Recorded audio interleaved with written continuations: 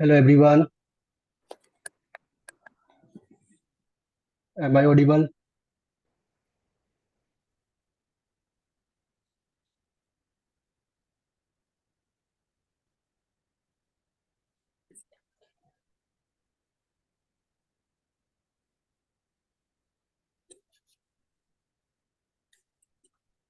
Okay, Ansu.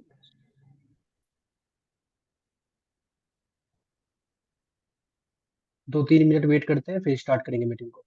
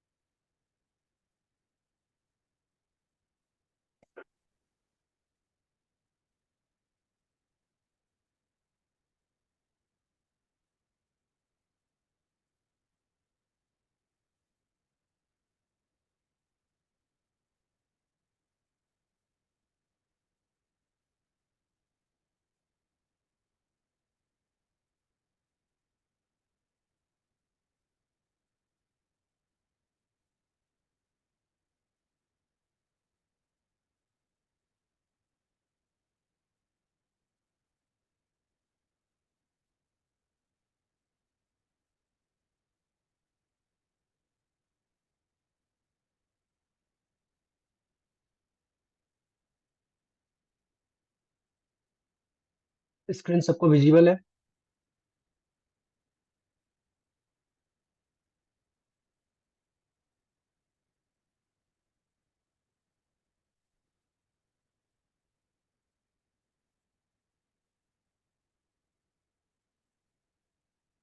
Okay, फिर आज की क्लास को स्टार्ट करते हैं हम लोग।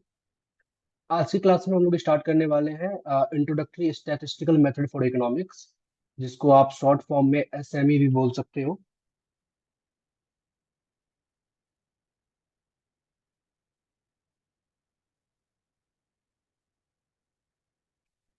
ये भी आपका one of the most important paper है इकोनॉमिक्स वाला सेमेस्टर वन में। सबसे पहले मैं थोड़ा सा आपको बता देता हूँ कि सिलेबस क्या है और हमें क्या पढ़ना है और कौन से बुक से पढ़ना है। तो सेमेस्टर वन का जो ये स्टैट्स का पेपर है, ये बेसिकली टोटल 5 यूनिट के अंदर में डिवाइड किया गया है, जिसके अंदर में सबसे पहले आपको यूनिट वन के अंदर में इंट्रोडक्शन पढ़ना है। Basically centre location and dispersion, जहां आप mean median mode, quantile quartile percentile decile ये सब पढ़ोगे। तो भी जो इंट्रोडक्शन वाला पार्ट है, जो आप क्लास 11th में स्टैट्स में थोड़े बहुत पढ़ के आए हो, जहाँ पे आपने मीन मीडियन मोड निकालना सीखा है। और यहाँ पे थोड़े से एप्लीकेशन बेस्ड क्वेश्चंस होंगे, और किस टाइप के क्वेश्चंस होंगे वो तो हम लोग डिस्कस करेंगे ही। ठीक है। तो यूनिट नंबर 1 में हम लोगों को बस इंट्रोडक्शन करना है स्टैटिस्टिक्स का बेसिकली। यूनिट नंबर 2, जिसके अंदर में आपको पढ़ना है प्रोबेबिलिटी। टॉपिक से आप सभी फैमिलियर हो, आपने क्लास 12th में अच्छा खासा प्रोबेबिलिटी पढ़ा है और क्लास 11th में भी पढ़ा है, इवन क्लास 10th में भी आपने कुछ पढ़ी हुई थी। तो यहाँ पे जो हमें प्रोबेबिलिटी जो आप लोगों ने अभी तक पढ़ा है एकेडमिक लेवल तक, वो आप बस तुम आंसर कैसे निकाली?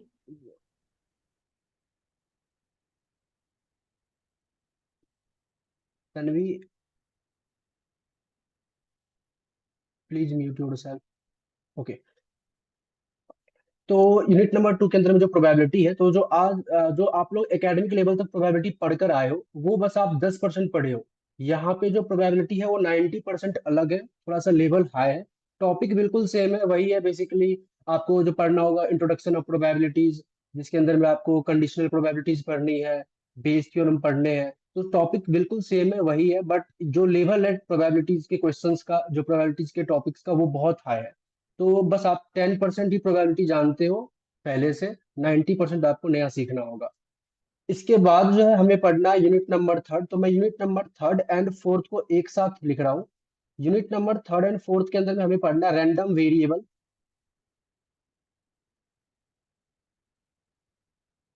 And probability distribution. ये पूरा का पूरा टॉपिक आपके लिए नया है, random variable and probability distribution. Random variable के अंदर में आपको discrete random variable, continuous random variable, expectations, variance, ये सब फाइंड आउट करना सीखना है। प्रोबेबिलिटी डिस्ट्रीब्यूशन में आपको फिर डिस्क्रीट के अंदर में कई सारे डिस्ट्रीब्यूशन है, कॉन्टिन्यूअस के अंदर में कई सारे डिस्ट्रीब्यूशन है, जैसे Bernoulli distribution, binomial distribution, Poisson distribution, geometric distribution, hyper geometric distribution. Continuous के अंदर में एक्सपोनेंशियल, नॉर्मल, यूनिफॉर्म। तो ये सारे डिस्ट्रीब्यूशन आपको पढ़ने यूनिट नंबर 3 एंड 4 के अंदर में। अगर मैं बोलूं तो ये सबसे ज्यादा इंपॉर्टेंट यूनिट है आपके सेमेस्टर 1 का सिलेबस का, यूनिट नंबर 3 एंड 4। बहुत कुछ सीखने को भी मिलेगा और बहुत इंपॉर्टेंट भी है। इसके बाद जो लास्ट यूनिट आपके सिलेबस का है, डेट इज यूनिट नंबर 5, जहां पे आपको पढ़ना है jointly distributed random variable. Jointly distributed random variable. Jointly distributed random variable का बेसिकली मतलब है कि यूनिट नंबर 1 से लेके 4 तक जो भी इवेंट्स हो रही होंगी, वो एक ही इवेंट्स हो रहा होगा एक टाइम पे। लेकिन यूनिट नंबर 5 में आप क्या देखोगे कि एक से ज्यादा इवेंट्स एक टाइम पे होगा। कहने का मतलब कॉइन भी टॉस हो रहा है, डाइस भी थ्रो हो रही है, और आपको इन दोनों का साइमल्टेनियसली प्रोबेबिलिटी फाइंड आउट करना है। दैट्स वाई यहाँ पे ज्वाइंटली वर्ड यूज किया गया है। तो यूनिट नंबर 3, 4, 5 ये तो बिल्कुल नया है आपके लिए। यूनिट नंबर 1 एंड 2, जो यूनिट नंबर 1 एंड 2 में जो भी टॉपिक है, उससे आप फेमिलियर हो, बट उतना ज्यादा आपको नहीं आता जो कि आपके सिलेबस का पार्ट है। सिलेबस में बहुत हाई लेवल है। जब आप क्वेश्चन करोगे यूनिट नंबर 2 का प्रोबेबिलिटीज की, तो आपको समझ में आ जाएगा। अब ये सारे टॉपिक आपको कौन से बेसिकली बुक से पढ़ने हैं, तो जो डीयू की सजेस्टिव रीडिंग है, दैट इज जेएल डिबोर। जेएल डिबोर, यहाँ से आपको ये सारे के सारे टॉपिक कवर करने हैं। ये डीयू की सजेस्टिव रीडिंग है और यहीं से पेपर में भी क्वेश्चन आएगा। साथ में अगर आप कोई बच्चा ये है कि जेएल डिवोर को करने के बाद भी कुछ एक्स्ट्रा बुक करना चाहता है, तो जो सब्स्टिट्यूट रीडिंग्स है, सब्स्टिट्यूट बुक्स है, वो मैं आपको लिख देता हूँ। एक है मिलर एंड मिलर, इसको भी आप सॉल्व कर सकते हो। एंड एक है SC Gupta. Since SC Gupta जो है हमारा इंडियन ऑथर बुक है, बाकी Miller and Miller and JL devour ये दोनों के दोनों फॉरेन ऑथर की बुक है। तो आपको मेन फोकस करना है इस पे, जेएल डिवोर पे। ये पूरा कंप्लीट हो जाता है तो आप Miller and Miller and SC Gupta पे भी जा सकते हो। आपको जो बुकलेट प्रोवाइड की जाएगी स्टैट्स की, उसमें आपको जेएल डिवोर के सारे क्वेश्चंस मिलेंगे, मिलर एंड एससी गुप्ता के भी वो सारे क्वेश्चन मिलेंगे जो आपके सिलेबस के अकॉर्डिंग इंपॉर्टेंट है। एज वेल एज ड्यू के जो पास्ट ईयर में पूछा गया क्वेश्चन है, वो भी आपको मिलेगा। तो अगर आपके पास रीडिंग्स नहीं है, बुक्स नहीं है, तो भी कोई प्रॉब्लम नहीं है, आपको बुकलेट के सारे क्वेश्चंस करने हैं। एग्जाम पॉइंट ऑफ व्यू से जो भी मैं बुकलेट्स प्रोवाइड करूंगा, वो एनफ होगा। जो स्टडी मटेरियल है उसकी लिंक मैंने ग्रुप पे आज सेंड कर दी है। अगर सभी किसी को नहीं मिला है, तो ग्रुप के डिस्क्रिप्शन से जाके भी देख सकते हैं, ग्रुप के डिस्क्रिप्शन में भी मैंने उसका लिंक दे दिया है। ओके। तो सिलेबस में जो जितना भी मैंने आपको सिलेबस के बारे में बताया है, या किसी भी तरीके का कोई डाउट हो इस पेपर को रिलेट करके, तो आप पूछ सकते हो। अदरवाइज हम लोग आज यूनिट नंबर 1 स्टार्ट करेंगे।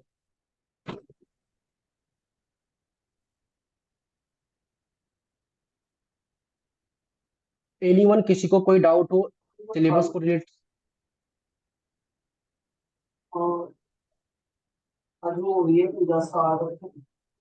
यस देव, क्या बोलना चाह रहे हो?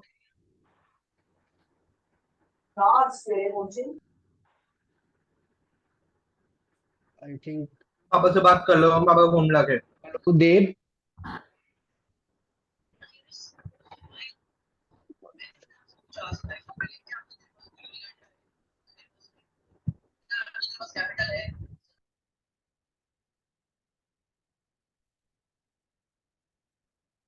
ओके, प्लीज आप सभी अपने आप को म्यूट रखिए जब तक कोई डाउट या कुछ ना आ जाए।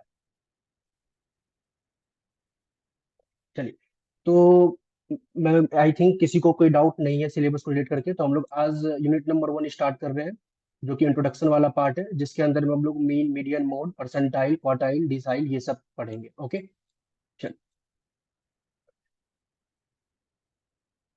Unit 1 introduction part.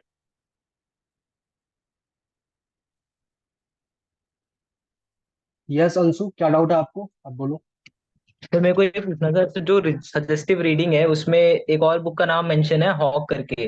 तो हाँ, डिवोर के साथ हमें हॉक भी करना है या फिर सिर्फ डिवोर करना है? मैंडेटरी नहीं है, अगर आप डिवोर करने के बाद आप उसको करना चाहते हो तो कर सकते हो। ओके सर, बस ये पूछा।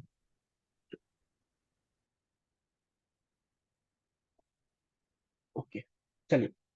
सबसे पहले I would like to define a simple और लेमैन लैंग्वेज जिसको बोलते हैं। यस देव, आप भी कुछ पूछना चाहते हो? सर जो ड्यू की रीडिंग है उसमें होग और डिवोर का दोनों का मिक्स दिया हुआ है। दोनों मिक्स, आपको दोनों जगह से आप क्वेश्चन जो टॉपिक्स है ना वो कवर कर सकते हो, अदरवाइज सारा कंसेप्ट आप जेएल डिवोर से करोगे वो भी एनफ है। एक्चुअली में क्या है कि आपको दो बुक्स रिफर की गई है सेम टॉपिक के लिए, तो आप चाहो तो दोनों बुक्स को साइमल्टेनियसली फॉलो कर सकते हो, या फिर किसी एक बुक से भी टॉपिक कवर कर सकते हो। Okay sir. ओके, चलिए। हॉग भी आप कर सकते हो, वो भी कई बड़े, अगर आप डिवोर कर लेते हो तो फिर हॉग करना मुश्किल नहीं, वो आराम से हो जाएगा। ओके, तो सबसे पहले हम लोग थोड़ा सा स्टैट्स के बारे में, स्टैट्स की डेफिनेशन जो लेमैन लैंग्वेज की डेफिनेशन होती है। वैसे तो सभी को पता होगा स्टैट्स पेपर क्या है, डेफिनेशन, कुछ लोग रट्टा भी मार के बैठे होंगे शुरुआत से ही और कुछ को पता भी होगा एक्चुअली में। तो मैं एक बेसिक डेफिनेशन लिखना चाहता हूँ स्टैट्स का, कि स्टैट्स में एक्चुअली में हम लोग कर क्या रहे होते हैं और स्टैट्स का बेसिक मतलब क्या है। तो स्टैट्स इज नथिंग बट, यहाँ पे हम लोग करते हैं क्या है, तो collection of data,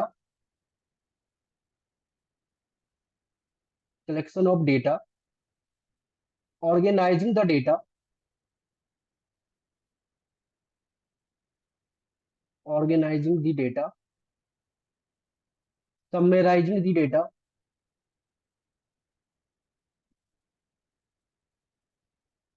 data and presentation of the data,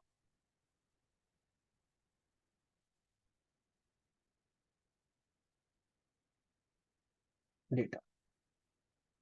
तो यहाँ पे बेसिकली क्या होता है, हम लोग डेटा को कलेक्ट करके, ऑर्गेनाइज करके, उसको समराइज करके कुछ इंटरप्रिटेशन करना चाहते हैं कि जो डेटा है वो किस तरीके से परफॉर्म कर रहा है या आने वाले टाइम में किस तरीके से परफॉर्म करेगा।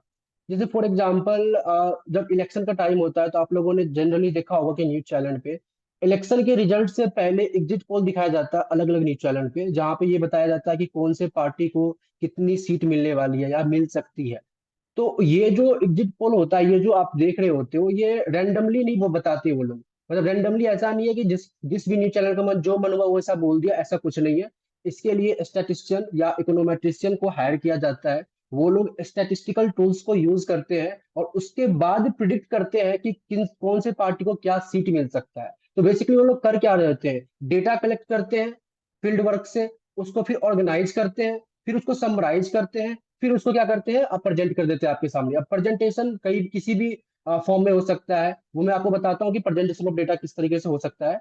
तो सबसे पहले तो एक बेसिक मीनिंग ये समझ में आ गया कि कैसे हम लोग डेटा को कलेक्ट करके ऑर्गेनाइज करेंगे, समराइज करेंगे, फिर उसको प्रेजेंट करेंगे। सबसे पहले तो डेटा को कलेक्ट कैसे करते हैं, तो जनरली फील्ड वर्क होता है, आजकल तो फॉर्म वगैरह हम लोग निकाल देते हैं और वहां से हमारे पास डेटा आ जाता है। तो डेटा कलेक्ट करना आई थिंक सबको बेसिक पता होगा। अब ये ऑर्गेनाइजिंग द डेटा क्या है, तो ऑर्गेनाइजिंग द डेटा बताने से पहले मैं आपको ये बता दूं कि जो आप डेटा कलेक्ट कर रहे हो, तो data can be a quantitative और कैन बी अ क्वालिटेटिव। अब क्वांटिटेटिव डेटा क्या होता है और क्वालिटेटिव डेटा क्या होता है, ये ध्यान से सुनो। जब मैं ये बोलता हूँ, लेटर सपोज अभी कमिंग 2 साल 1 साल पहले कोविड का सिचुएशन था, पूरे वर्ल्ड में ही था, तो मैं लेटर सपोज इंडिया की मैं बात कर रहा हूँ। तो अगर मुझे ये देखना है कि इंडिया के जितने पॉपुलेशन, इंडिया की जो भी पॉपुलेशन है, पॉपुलेशन में कितने हिस्से को कोविड या कोरोना हुआ है, और उस चीज को मैं एक्सप्लेन कर रहा हूँ, तो that is a quantitative data. वो क्वांटिटेटिव डेटा की बात कर रहे हैं। मतलब मैं इतना लेटर सपोज 100 पॉपुलेशन है इंडिया में, और मैं ये देखना चाहता हूँ कि इसमें से कितने को कोरोना हुआ था। लेट सपोज 50 लोगों को कोरोना हुआ था, तो ये जो 50 डेटा मैंने कलेक्ट किया है, ये क्वांटिटेटिव डेटा है। समझ में आ गया? अब कहता है कि क्वालिटेटिव डेटा क्या होता है। अब मैं क्या कर रहा हूँ, जो कोविड है, जो कोरोना था, उसको मैं स्टेज में डिफाइन कर दे रहा हूँ। मैं कुछ इस तरीके से इसको रिप्रेजेंट कर देता हूँ कि स्टेज 1, स्टेज 2 एंड स्टेज 3। मैंने कोविड को स्टेज वाइज डिफाइन कर दिया। लेट सपोज स्टेज 1 में कोविड के वो पेशेंट हैं जिनको नॉर्मल कफ फीवर ये सब है, जो कि नॉर्मल मेडिसिन से ठीक भी हो जाएंगे। स्टेज 2 में कोविड के वो पेशेंट है जिसको रेगुलरली चेकअप का जरूरत है, हॉस्पिटल भी जाना पड़े। और स्टेज 3 जो है, लेट सपोज हाई लेवल है, मतलब ये लास्ट स्टेज मान लो, इस तरीके से। अब मैं ये देखना चाहता हूँ कि इस 50 लोग जिनको कोरोना हुआ था, इनमें से कितने लोग स्टेज 1 में लाई करते हैं, कितने लोग स्टेज 2 में, कितने लोग स्टेज 3 में। तो ये जो मैंने कोविड के डेटा को स्टेज वाइज डिफाइन कर दिया है, this is nothing but a qualitative data. यहाँ मैं क्वालिटेटिव डेटा को निकालना चाहता हूँ। सेम एग्जाम्पल अगर मैं क्वांटिटेटिव डेटा के लिए दूं, लेटर सपोज मैं बोलना चाहता हूँ कि यहाँ पे मार्क्स है और यहाँ पे स्टूडेंट है। 80 मार्क्स मान लेते हैं, सपोज 100 मार्क्स का कोई भी पेपर हुआ है, तो 80 मार्क्स कितने बच्चे को आया, 70 मार्क्स कितने बच्चे को आया, 60 मार्क्स कितने बच्चे को आया। लेट सपोज 5 बच्चे को 80 आया, 10 को 70 आया, 8 को 60 मार्क्स आया। तो ये जो मार्क्स की बात हम लोग कर रहे हैं, ये एक क्वांटिटेटिव नेचर है, जिसको मैं नंबर के फॉर्म में देख रहा हूँ, 80 70 60। और यहाँ जो कोविड का जो मैंने स्टेजेस डिफाइन किया है, ये क्वालिटेटिव नेचर में है। तो सबसे पहले जो data can be a qualitative और data can be a quantitative, ये चीज आप लोगों को क्लियर हो चुकी है? किसी को कोई डाउट इसमें? चलिए, किसी को कोई डाउट नहीं है। तो ये था कलेक्शन ऑफ डेटा का मतलब। अब कहते हैं ऑर्गेनाइजिंग द डेटा। तो ये जो हमने किया यहाँ पे, ये जो बेसिकली हम लोग मार्क्स एंड स्टूडेंट, ये जो किया है, ये क्या है, और डेटा को ऑर्गेनाइज ही तो किया है। क्योंकि मुझे ये पता है कि 5 बच्चे को 80 मार्क्स आए हैं, तो मैं क्या करता, पांचों बच्चों को अलग अलग लिखता कि हाँ इसको भी 80 आया, इसको भी 80 आया, इसको भी 80 आया। फिर 10 बच्चों को 70 आया, तो उसको अलग अलग लिखता। तो मैंने क्या किया, उसको अलग अलग ना लिखकर मैंने इसको एक अच्छे तरीके से ऑर्गेनाइज कर दिया। मैंने क्या किया, इसको एक फ्रीक्वेंसी बना दिया, जिसमें कि मैं ये डायरेक्टली बता रहा हूँ कि जो 80 मार्क्स है ये 5 लोगों को आया है, 70 मार्क्स है ये 10 स्टूडेंट को मिला है, 60 मार्क्स है ये 8 स्टूडेंट को मिला है। तो ये जो मैं कर रहा हूँ, ये मैं डेटा को ऑर्गेनाइज ही कर रहा हूँ। जब आप डिस्क्रीट सीरीज को सॉल्व कर रहे होते हो, जहाँ पे आपको ऑब्जर्वेशन फ्रीक्वेंसी दे रखी होती है, या कॉन्टिन्यूस सीरीज को सॉल्व कर रहे होते हो, तो वो क्या होता है, आप डेटा को ऑर्गेनाइज करके ही देख रहे हो। अदरवाइज आप ऐसे भी लिख सकते थे ना कि हाँ एक ए नाम का बंदा है, इसको भी 80 आया, बी नाम को भी 80 आया, तो सबको लिखोगे तो फालतू में डेटा बढ़ जाएगा। तो उस डेटा को हम अप्रोप्रिएट तरीके से ऑर्गेनाइज कर रहे हैं। तो collection of data, organising the data, I hope आपको समझ में आ गया होगा। अब थर्ड वर्ड मैंने जो लिखा था, third term, that is summarising the data. कि समराइजिंग द डेटा क्या होता है। समराइजिंग द डेटा से हम लोग क्या करना चाहते हैं कि लेटर सपोज जो हमारे पास डेटा अवेलेबल है, लेटर सपोज हमारे पास 1000 डेटा कोई किसी भी चीज का अवेलेबल है, तो मैं उस 1000 डेटा से उसको एक पर्टिकुलर फॉर्म में रिप्रेजेंट करना चाहता हूँ, एक पर्टिकुलर फिगर में रिप्रेजेंट करना चाहता हूँ। That particular figure can be a mean, can be a median, can be a mode. कहने का मतलब ये है कि ये जो मार्क्स मान लेटर सपोज मैं मेरे पास ना 1000 स्टूडेंट का मार्क्स गिवन है, और मुझे ये बताना है इस 1000 स्टूडेंट के जो मार्क्स हमारे पास है, इससे मैं एक सिंगल फिगर निकालना चाहता हूं, जिससे मैं ये बोल सकूं कि ऑन एन एवरेज स्टूडेंट का जो मार्क्स है वो इसी फिगर के अंदर लाई करेगा। तो this is nothing but a summarising the data. आपने डेटा को समराइज कर दिया, आपने बड़े डेटा को एक सिंगल फिगर में इंटरप्रेट कर दिया है by using mean, by median, mode, कई सारे टूल्स होते हैं, स्टैटिस्टिकल टूल्स तो बहुत सारे, वो आप धीरे धीरे सीखोगे। तो ये था समराइजिंग द डेटा। अब आता है प्रेजेंटेशन ऑफ डेटा। क्या, तो जैसे ही आप डेटा को समराइज कर चुके हो, सब कुछ कर चुके हो, तो आप डेटा को प्रेजेंट भी कर सकते हो by using line diagram, by using dot plots, by using histogram, by using pie chart, by using ogive curve, कई सारे हमारे पास आप फॉर्म एप्लीकेबल है, किसी भी तरीके से आप इसको एक्सप्लेन कर सकते हो। तो जो बेसिक मीनिंग है स्टैट्स का, collection of data, organising the data, summarising the data and presentation of data. इसमें किसी को कोई डाउट है तो पूछ लो, एनीवन, किसी को कुछ भी डाउट हो तो। ओके, थोड़ा स्टैट्स को इंटरेस्टिंग तरीके से पढ़ना, क्योंकि सेमेस्टर 1 एंड सेमेस्टर 2 में स्टैट्स तो पढ़ना ही पढ़ना है। जब आप सेमेस्टर 4 में आओगे ना, तो वहां पे इकोनोमेट्रिक्स नाम का पेपर है, और उस पेपर को जब आप पढ़ोगे ना, तब आपको समझ में आएगा कि क्यों आप इकोनॉमिक्स ऑनर्स में आए हो। बहुत मजेदार पेपर है, लेकिन वो तभी समझ आएगा जब आप स्टैट्स अच्छे से आपको पता हो, क्योंकि वहां पे लगेगा कि आप ही सब कुछ हो इकोनॉमिक्स के अंदर में। तो वहां पे एग्जैक्ट मीनिंग पता चलेगा कि इकोनॉमिक्स क्यों पढ़ रहे हैं हम लोग। चलिए, तो ये था सिंपल सा मीनिंग स्टैट्स का। अब हम लोग थोड़ा इसमें आगे बढ़ते हैं। तो आगे में जो हम लोग बढ़ने वाले हैं, that is summarising the data, start करेंगे। समराइजिंग द डेटा, कहने का मतलब कि मैं डेटा को किसी एक पर्टिकुलर फिगर में एक्सप्लेन करना चाहता हूं, जिसके अंदर में सबसे पहले हम लोग बात करेंगे एवरेज का, बेसिकली अर्थमेटिक मीन का। आप सभी ने अर्थमेटिक मीन शुरुआत से पढ़ी है, तो सैंपल मीन में लिख रहा हूं, sample mean, sorry, sample mean which is denoted by x bar. Okay, जिसका फॉर्मूला क्या होता है, summation of x i upon में नंबर ऑफ ऑब्जर्वेशन। अब यहाँ पे सैंपल मीन तो हम लोगों ने देख लिया। इस सैंपल मीन को आगे बढ़ने, आप सैंपल क्या होता है, आई थिंक क्या पता आपको पहले से आइडिया हो या नहीं हो, वैसे हमारे सिलेबस का पार्ट है। तो मैं इस सैंपल में इसको करने से पहले एक छोटा सा चीज और करवाता हूँ, दैट इज कि जो हमारा स्टैट्स का पार्ट है वो दो पार्ट्स में डिवाइड किया गया है। जो स्टैट्स का टॉपिक है वो दो टाइप्स के स्टैट्स हमें पढ़ने हैं। एक तो मैं लिख देता हूँ यहाँ पे, two types of stats, two types of stats.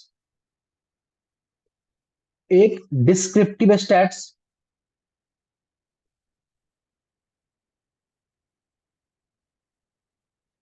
Might भी मैंने स्पेलिंग कहीं गलती कर लिख सकता हूं, तो उसको देख लेना। And second one is inferential stats. Anyone, किसी को पता है ये डिस्क्रिप्टिव स्टैट्स क्या होता है, इन्फ्रेंशियल स्टैट्स क्या होता है? कोई बताना चाहे? चलो मैं लिखता हूँ। डिस्क्रिप्टिव स्टैट्स का बेसिकली मतलब होता है, ओके तन्वी आप बताओ क्या है इसका मतलब। So inferential statistics is when we try to infer the data about the population from a given set of samples. So we go from a sample to a population and describe the characteristics of the population using the sample. And descriptive statistics is basically describing the features in like the mean, median, all the characteristics of the data set provided to us. Okay okay, very good, बिल्कुल सही है। तो जिस जो तन्वी ने बोला बिल्कुल correct है, यही डेफिनेशन है। डिस्क्रिप्टिव स्टैट्स का बेसिकली मतलब होता है it describe the population data in terms of numerical value, in basically मतलब mean median mode, graph, table, etcetera. Simply हम लोग क्या कर रहे हैं, पॉपुलेशन डेटा को डिस्क्राइब कर रहे हैं in terms of numerical value, graph, table, etc। Inferential stats का बेसिकली क्या मतलब होता है, it is use to make the it is use to make the inference, और you can say predict. Inference का बेसिकली मतलब प्रिडिक्शन होती है। तो inference, predict the population data by using sample data. Inferential stats के अंदर में basically हम लोग क्या कर रहे होते हैं, जो भी हमारा पॉपुलेशन डेटा होता है उसको हम लोग प्रिडिक्ट करते हैं with the help of sample data. अब ये population data and sample data क्या होता है, वो भी मैं थोड़ा आपको एक्सप्लेन कर देता हूँ। Population data and sample data, सबसे पहले बात करते हैं हम लोग पॉपुलेशन डेटा की। पॉपुलेशन डेटा का मतलब ये नहीं कि मतलब इंडिया की पॉपुलेशन या कुछ भी, ऐसा नहीं। जिस भी फील्ड में हम लोग स्टैटिस्टिकल टूल्स का यूज करके किसी भी वैल्यू को इंटरप्रेट कर रहे होते हैं, तो उस फील्ड के जितने भी ऑब्जर्वेशन है वो सारा का सारा ऑब्जर्वेशन हमारा पॉपुलेशन का पार्ट होता है।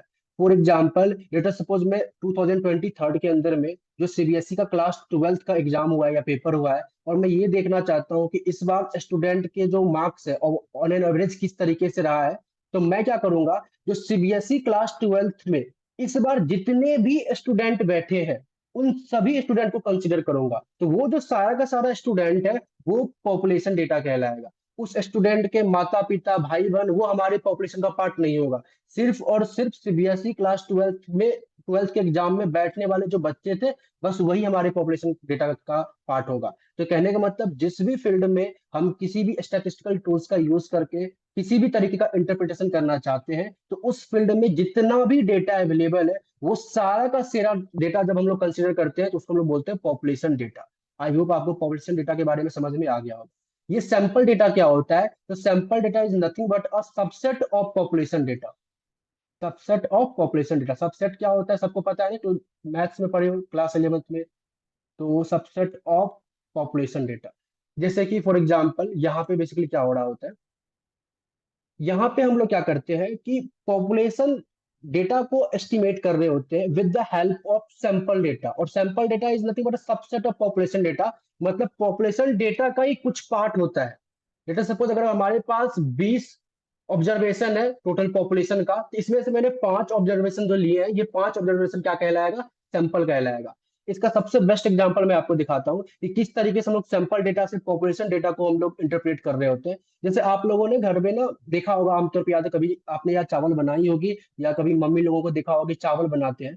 तो जब चावल बना रहे होते हैं हम लोग, तो चावल पका है या नहीं पका है इसके लिए हम लोग क्या करते हैं कि चावल का 2-4 दाना निकाल कर चेक कर रहे होते हैं। तो कहने का मतलब वो 2-4 दाना जिस तरीके से परफॉर्म कर रही होगी इसी के ऊपर हम जज करेंगे कि ओवरऑल चावल पका होगा या नहीं पका होगा।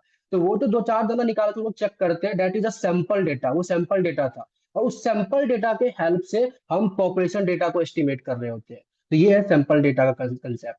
और आपको मैं बता दूं कि जो सैंपल डेटा है वो कई जगह पे मोर अप्रोप्रिएट आंसर देता है in compare to population data. मतलब कि आप अगर सैंपल डेटा से एस्टिमेट करोगे किसी भी चीज को तो वो ज्यादा अच्छा होगा in compare to population data से। ये कैसे अच्छा होगा, क्योंकि कई बार क्या होता है कि पॉपुलेशन डेटा इतना ह्यूज होता है, इतना बड़ा होता है कि आप उस पॉपुलेशन डेटा को यूज कर कर इंटरप्रेट कर ही नहीं सकते। तो ऑन दैट टाइम आपको सैंपल डेटा यूज करना होता है और उसके हेल्प से पॉपुलेशन को एस्टिमेट करना होता है। तो लेकर सपोज मैं बात करता हूँ, लेकर सपोज ये ना मेरे पास एक मार्कर है और इस मार्कर की मैं डिमांड देखना चाहता हूँ कि आज के प्राइस पे इस मार्कर का डिमांड क्या होने वाला है या क्या होगा। तो मैं क्या करूंगा कि आज किसी भी चीज को जब हम लोग इंटरप्रेट कर रहे होते हैं या एक्सपेक्टेशन निकाल रहे होते हैं तो हम उसके लिए उसका पास्ट डेटा को रीड करते हैं। तो मैं जब इस मार्कर के पास्ट डेटा को निकालूंगा तो इस मार्कर का जो पास्ट डेटा है वो बहुत बड़ा होगा। जब ये मार्कर इन्वेंशन हुआ होगा तब से, जब से मार्केट में आया होगा तब से डेटा होगा। लेट सपोज ये मार्कर जो है ना 1990 में मार्केट में आया था, और मुझे चेक करना है कि 2023 के अंदर में मार्कर का क्या डिमांड होगा एट अ गिवन प्राइस। तो अगर मैं पॉपुलेशन डेटा को कलेक्ट करता हूं तो मैं 1990 से लेकर 2023 तक का डेटा कलेक्ट करूंगा। लेकिन 1990 से लेकर 2023 तक में जो जनरेशन गैप है बहुत कुछ बदल चुका है। 1990 से लेकर 2000 तक में हो सकता था लिटरेसी रेट बहुत कम थी, लोग ज्यादा पढ़ते लिखते नहीं थे, मार्कर का यूज नहीं करते थे, तो उस टाइम पे मार्कर का डिमांड बहुत कम था। फिर 2000 से लेकर 2010 तक में थोड़ी सी मार्केट की डिमांड और बढ़ी, और 10 से लेकर 20 में मार्कर का डिमांड अच्छा सा बढ़ गया, क्योंकि अब टीचर भी ज्यादा यूज करते हैं मार्कर को, स्टूडेंट भी लेटर सपोज मार्कर को यूज कर रहे हैं। तो अगर मुझे 2023 के लिए कोई प्रिडिक्शन करनी है तो 2023 के करीब में, मतलब जो ये जनरेशन चल रहा है इस जनरेशन का मैं जो डेटा लूंगा, मतलब 2010 से लेकर 2022 तक का जो मैं डेटा लूंगा, इससे जो प्रिडिक्शन आएगी, इससे जो एस्टिमेशन आएगा वो ज्यादा अप्रोप्रिएट होगा इन कंपेयर टू कि मैं लंबा डेटा ले लूं। फॉर एग्जाम्पल कि मेरे पास कुछ इस तरीके से डेटा है, पहले था 50, 55, 50, 49, 48, 47, मैं हिंदी में बोल रहा हूँ बेसिकली 55, 50, 48 इस तरीके से। ये छोटी छोटी वैल्यू थी पहले इनिशियल टाइम पे। फिर बाद में जो है ना 200, 250, 280, 260 ऐसा हो गया। और मुझे इस रेंज के लिए देखना है कि इस रेंज में क्या होने वाला है इसकी डिमांड। तो डेफिनेटली सी बात है कि अगर मैं इस डेटा को यूज करता हूं तो ज्यादा अप्रोप्रिएट आंसर आएगा। मैं इस टोटल को यूज करता हूं ना तो ये 200 के आसपास का एवरेज नहीं देगा, 200 से कम देगा। तो सैंपल डेटा किस तरीके से अप्रोप्रिएट आंसर देता है ये समझ में आया। और सैंपल डेटा क्या होता है, पॉपुलेशन डेटा क्या होता है, ये समझ में आया किसी को? कोई डाउट किसी को इसमें? एनीवन, किसी को कोई डाउट हो तो? ओके, आई होप कि आप सभी को ये समझ में आ गया है। तो दो टाइप के स्टैट्स को पे डील करेंगे हम लोग, descriptive stats and inferential stats. और इन्फ्रेंशियल स्टैट्स का बेसिक मतलब है कि पॉपुलेशन डेटा को हम लोग एस्टिमेट करेंगे with the help of sample data. और हमारे सिलेबस में अप्रोक्सीमेटली या ऑलमोस्ट हम लोग सैंपल डेटा का ही यूज करने वाले हैं, सैंपल डेटा पे ही पूरा का पूरा काम होगा। ओके, चलिए। तो अब हम लोग समराइजिंग द डेटा कर रहे हैं। समराइजिंग द डेटा का बेसिकली मतलब वही था जो मैंने आपको बताया, कि हम लोग जो डेटा हमारे पास गिवन है उसको एक सिंगल वैल्यू में एक्सप्लेन करना चाहते हैं। That could be a mean, median, mode. तो सबसे पहले हम लोग मीन की बात कर रहे हैं, जिसको आप एवरेज भी बोलते हो, अर्थमेटिक मीन भी बोलते हो। तो सिंस सैंपल हम लोग यूज करेंगे तो सैंपल मीन, जो कि एक्स बार होता है। आपको अगर पता हो तो सैंपल मीन को कैलकुलेट करने के लिए टोटल 3 मेथड होते थे। तो सबसे पहले मैं मेथड लिखता हूँ, वो कौन कौन से होते थे। Direct method,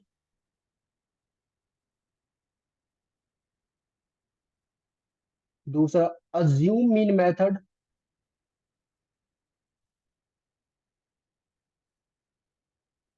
and third one step deviation method. Step deviation method. तो 3 मेथड्स है सैंपल मीन को फाइंड आउट करने के लिए। तीनों मेथड से जब आप सॉल्व करोगे तो जो मीन आएगा वो सेम ही आएगा, कोई डिफरेंस नहीं आने वाला। और हमारे पास 3 सीरीज होता था, मतलब जो डेटा हमारे पास गिवन होता था। एक तो individual series, discrete series, and third one continuous series. तो 3 टाइप के सीरीज हमारे पास गिवन होते हैं। इन तीनों सीरीज को हम लोग 3 अलग अलग मेथड से सैंपल मीन फाइंड आउट कर सकते हैं। तो शुरुआत के 10-15 मिनट में मुझे ऐसा लगता है कि आई होप सो कि आप में से कईयों को ये सब पता होगा कैसे फाइंड आउट करते हैं, बट फिर भी मैं बेसिक से लेकर हाई लेवल पे जाना चाहता हूँ। तो शुरुआत के 10-15 मिनट में एक बार इस तीनों मेथड को और तीनों सीरीज पे कैसे ये तीनों मेथड अप्लाई होता है फॉर्मूला देख लेते हैं, मतलब छोटे छोटे क्वेश्चंस कर लेते हैं। ओके, चलिए। तो सबसे पहले हम लोग करने वाले हैं कि direct method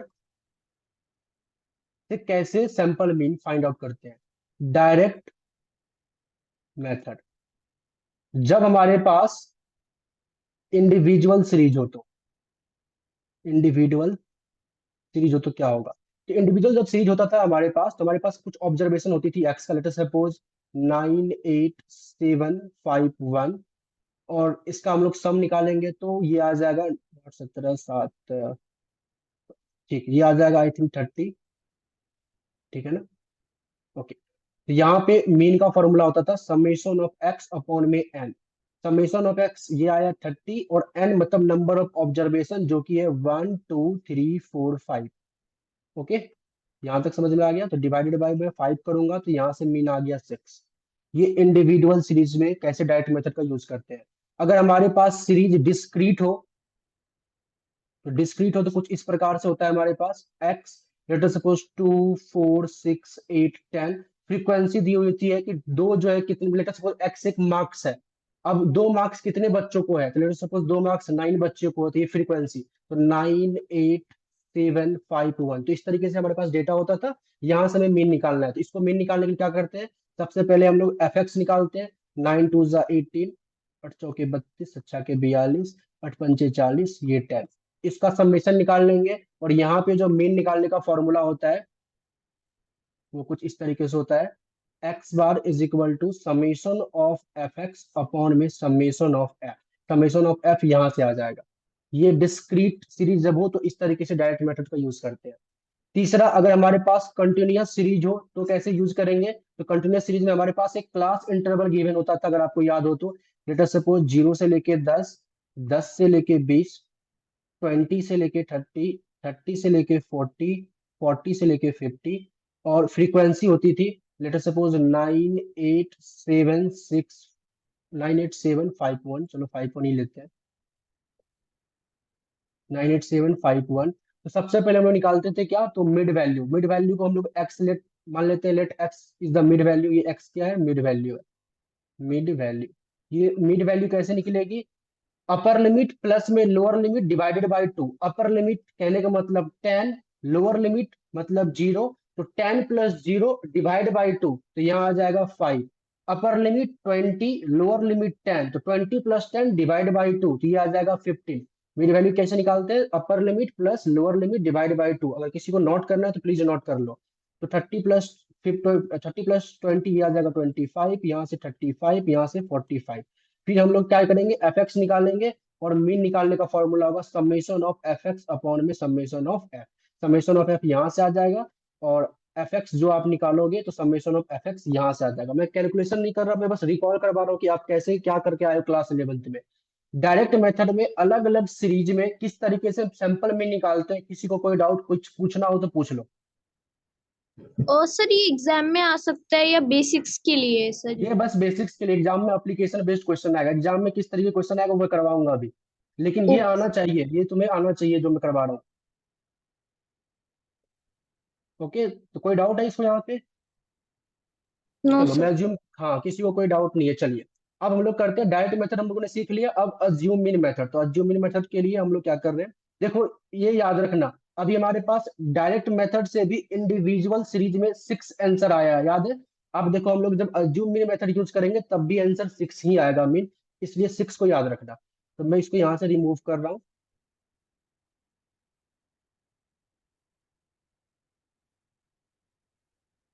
one second, okay.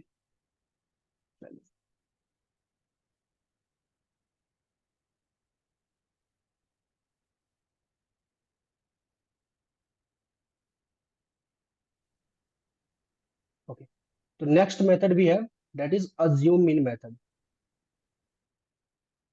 Assume mean method कहते हैं, अज्यूम मीन मेथड में हम लोग क्या कर रहे होते हैं? अज्यूम मीन मेथड में हम लोग अपने मन से एक कोई नंबर अज्यूम करते हैं। वो जो नंबर हम अज्यूम कर रहे हैं वो हमारे ऑब्जर्वेशन में हो या ऑब्जर्वेशन के बाहर का हो, कोई मतलब नहीं है। आप इस ऑब्जर्वेशन, इस ये जो 5 ऑब्जर्वेशन आपके पास गिवन है, इसमें से भी अज्यूम कर सकते हैं कोई एक नंबर, या तो आप बाहर से भी अज्यूम, अपने मन से कुछ भी कर सकते हो, 20, 25, 30 कुछ भी कर सकते हो।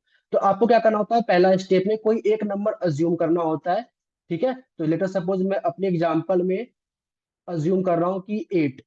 8 एक मेरा अज्यूम नंबर है जिसको मैं ए से डिनोट करता हूँ, तो ए इज इक्वल टू 8 जो अज्यूम नंबर है, जिसको आप अज्यूम करने के बाद आप डी फाइंड आउट करोगे। डी कॉल्ड डेविएशन, जो कैसे आएगा? एक्स माइनस में ए। कहने का मतलब एक्स नंबर ऑफ जो ऑब्जर्वेशन आपके पास गिवन है माइनस में अज्यूम नंबर, तो एक्स माइनस में ए निकालते हैं। तो 9 माइनस में अज्यूम नंबर मेरा 8 है, तो 9 माइनस में 8 तो 1 आ जाएगा। 8 माइनस में 8 0, ये 7 है। 7 माइनस में 8 -1, 5 माइनस में 8 -3, 1 माइनस में 8 -7, तो ये हमारे पास डी आ गया। ओके, डी को अब जब यहाँ से आप एक्स मीन मतलब सैंपल में निकालोगे तो यहाँ पे फॉर्मूला होता है summation of D, not summation of D, one second. यहाँ पे एक्स बार का फॉर्मूला होता है आपके पास ए प्लस में समेशन ऑफ डी अपॉन में एन। आप अगर आप कैलकुलेट करना चाहो तो ए आपके पास 8 है, प्लस में समेशन ऑफ डी निकालो तो आई थिंक ये आ जाएगा -10।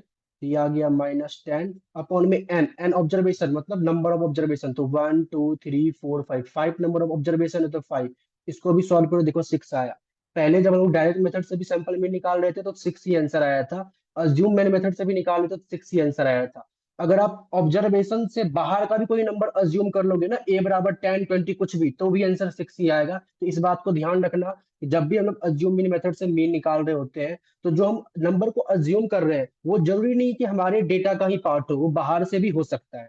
तो इंडिविजुअल के अंदर में इस तरीके से निकालेंगे, डिस्क्रीट के अंदर में क्या निकालेंगे? तो डिस्क्रीट के अंदर में भी हम लोग क्या करेंगे? एक नंबर को अज्यूम कर लेंगे। लेटर सपोज मैंने इस 4 को अज्यूम कर दिया, फिर मैं डी निकालूंगा। डी क्या होगा? तो एक्स माइनस ए, जैसे 2 माइनस में 4 -2, 4 माइनस में 4 0, 6 माइनस में 4 2, 8 माइनस में 4 4, 10 माइनस में 4 6। तो यहाँ से हमारे पास डी आ जाएगा। तो हमें डी नहीं लेना, हमें क्या करना है? फिर नेक्स्ट स्टेप समेश एफ डी लेना है, एफ डी। तो एफ डी 9 इंटू में माइनस, ये आ गया -18 0 14 26। तो यहाँ पे जो मीन का फॉर्मूला होगा वो होगा ए प्लस में summation of F D upon में समेशन ऑफ एफ। ये रहा समेशन ऑफ एफ डी, ये रहा समेशन ऑफ एफ। तो बस आई होप कैलकुलेट तो कर ही लोगे आप। और कैसे निकालना मतलब डिस्क्रीट के अंदर में पहला मेथड डी निकालो, डी कॉल डेविएशन, फिर एफ डी निकाल लो, और फॉर्मूला होता है ए प्लस में summation of F D upon में समेशन ऑफ एफ। कंटिन्यूअस की बात करें तो स्टेप बिल्कुल सेम रहेगा। क्लास इंटरवल से पहले हम लोग मिड वैल्यू निकालेंगे। मिड वैल्यू निकालने के बाद फिर आप मिड वैल्यू जो हमारे पास आया इसमें से कोई एक नंबर को अज्यूम करेंगे, तो यहाँ पे a इज इक्वल टू 15 आ जाएगा। फिर जाके d निकालेंगे जो कि x माइनस ए होगा। तो d यहाँ पे x माइनस ए कैसे होगा, तो 5 माइनस में 15 तो -10, 50 माइनस में 15 0, 25 माइनस में 15 ये आ जाएगा 10, 35 माइनस में 15 20 ये 30। इसके बाद फिर fd निकाल लेंगे। निकाल सकते हो fd कैसे आएगा, तो आपको क्या करना है, ये -10 9 0 8 इसको मल्टीप्लाई करना है, तो यहाँ से fd आ जाएगा। और जो फॉर्मूला होगा वो होगा मीन का x bar is equal to a plus में समेशन ऑफ fd अपॉन में समेशन ऑफ f। तो इस तरीके से हम लोग अज्यूम मीन मेथड में individual discrete and continuous series को सॉल्व कर सकते हैं, सैंपल में निकाल सकते हैं। किसी को कोई डाउट है इसके अंदर तीसरा मेथड की बजाय? हाँ बोलो सिद्ध, क्या डाउट है आपको? सर कंटिन्यूअस सीरीज में अज्यूम मीन जो है वो ऑब्जर्वेशन का ही लेना होगा या फिर बाहर से भी ले सकते बाहर से भी ले सकते हो, कुछ भी ले सकते हो। कंटिन्यूअस में? हाँ कंटिन्यूअस में भी, हाँ ओके। ठीक है। लेकिन तुम्हें पहले ये एक्स मिड वैल्यू निकालना पड़ेगा, इसके बाद कुछ करना, मतलब इसके बाद कोई नेक्स्ट स्टेप तुम यूज करोगे। क्योंकि ना देखो ओके। बाहर से अगर तुम कोई नंबर 30 भी लेते हो ना, तो ये जो 30 है इस सबसे तो माइनस होगा ना, तो सबको बैलेंस करेगा वो, ये नंबरिंग सबको बैलेंस करेगा। फिर ओवरऑल आके कहानी वहीं पे पहुंचेगी। तो आप बाहर से भी ले सकते हो, यहाँ मतलब कुछ भी कर सकते हो, आंसर सेम आएगा। तो ये था अज्यूम मिन मेथड। और किसी को कोई डाउट? चलिए, तो जो तीसरा हमारे पास मेथड है that is step deviation method, वो जनरली हम लोग यूज करते हैं कंटिन्यूअस सीरीज के अंदर में स्टेप डेविएशन मेथड का। तो मैं नीचे एक बार को बता देता हूँ। तीसरा है हमारे पास स्टेप डेविएशन मेथड।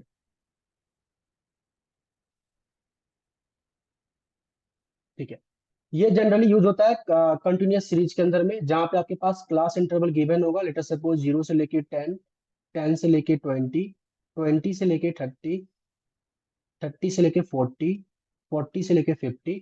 फ्रीक्वेंसी है late us suppose 9 8 7 5 1।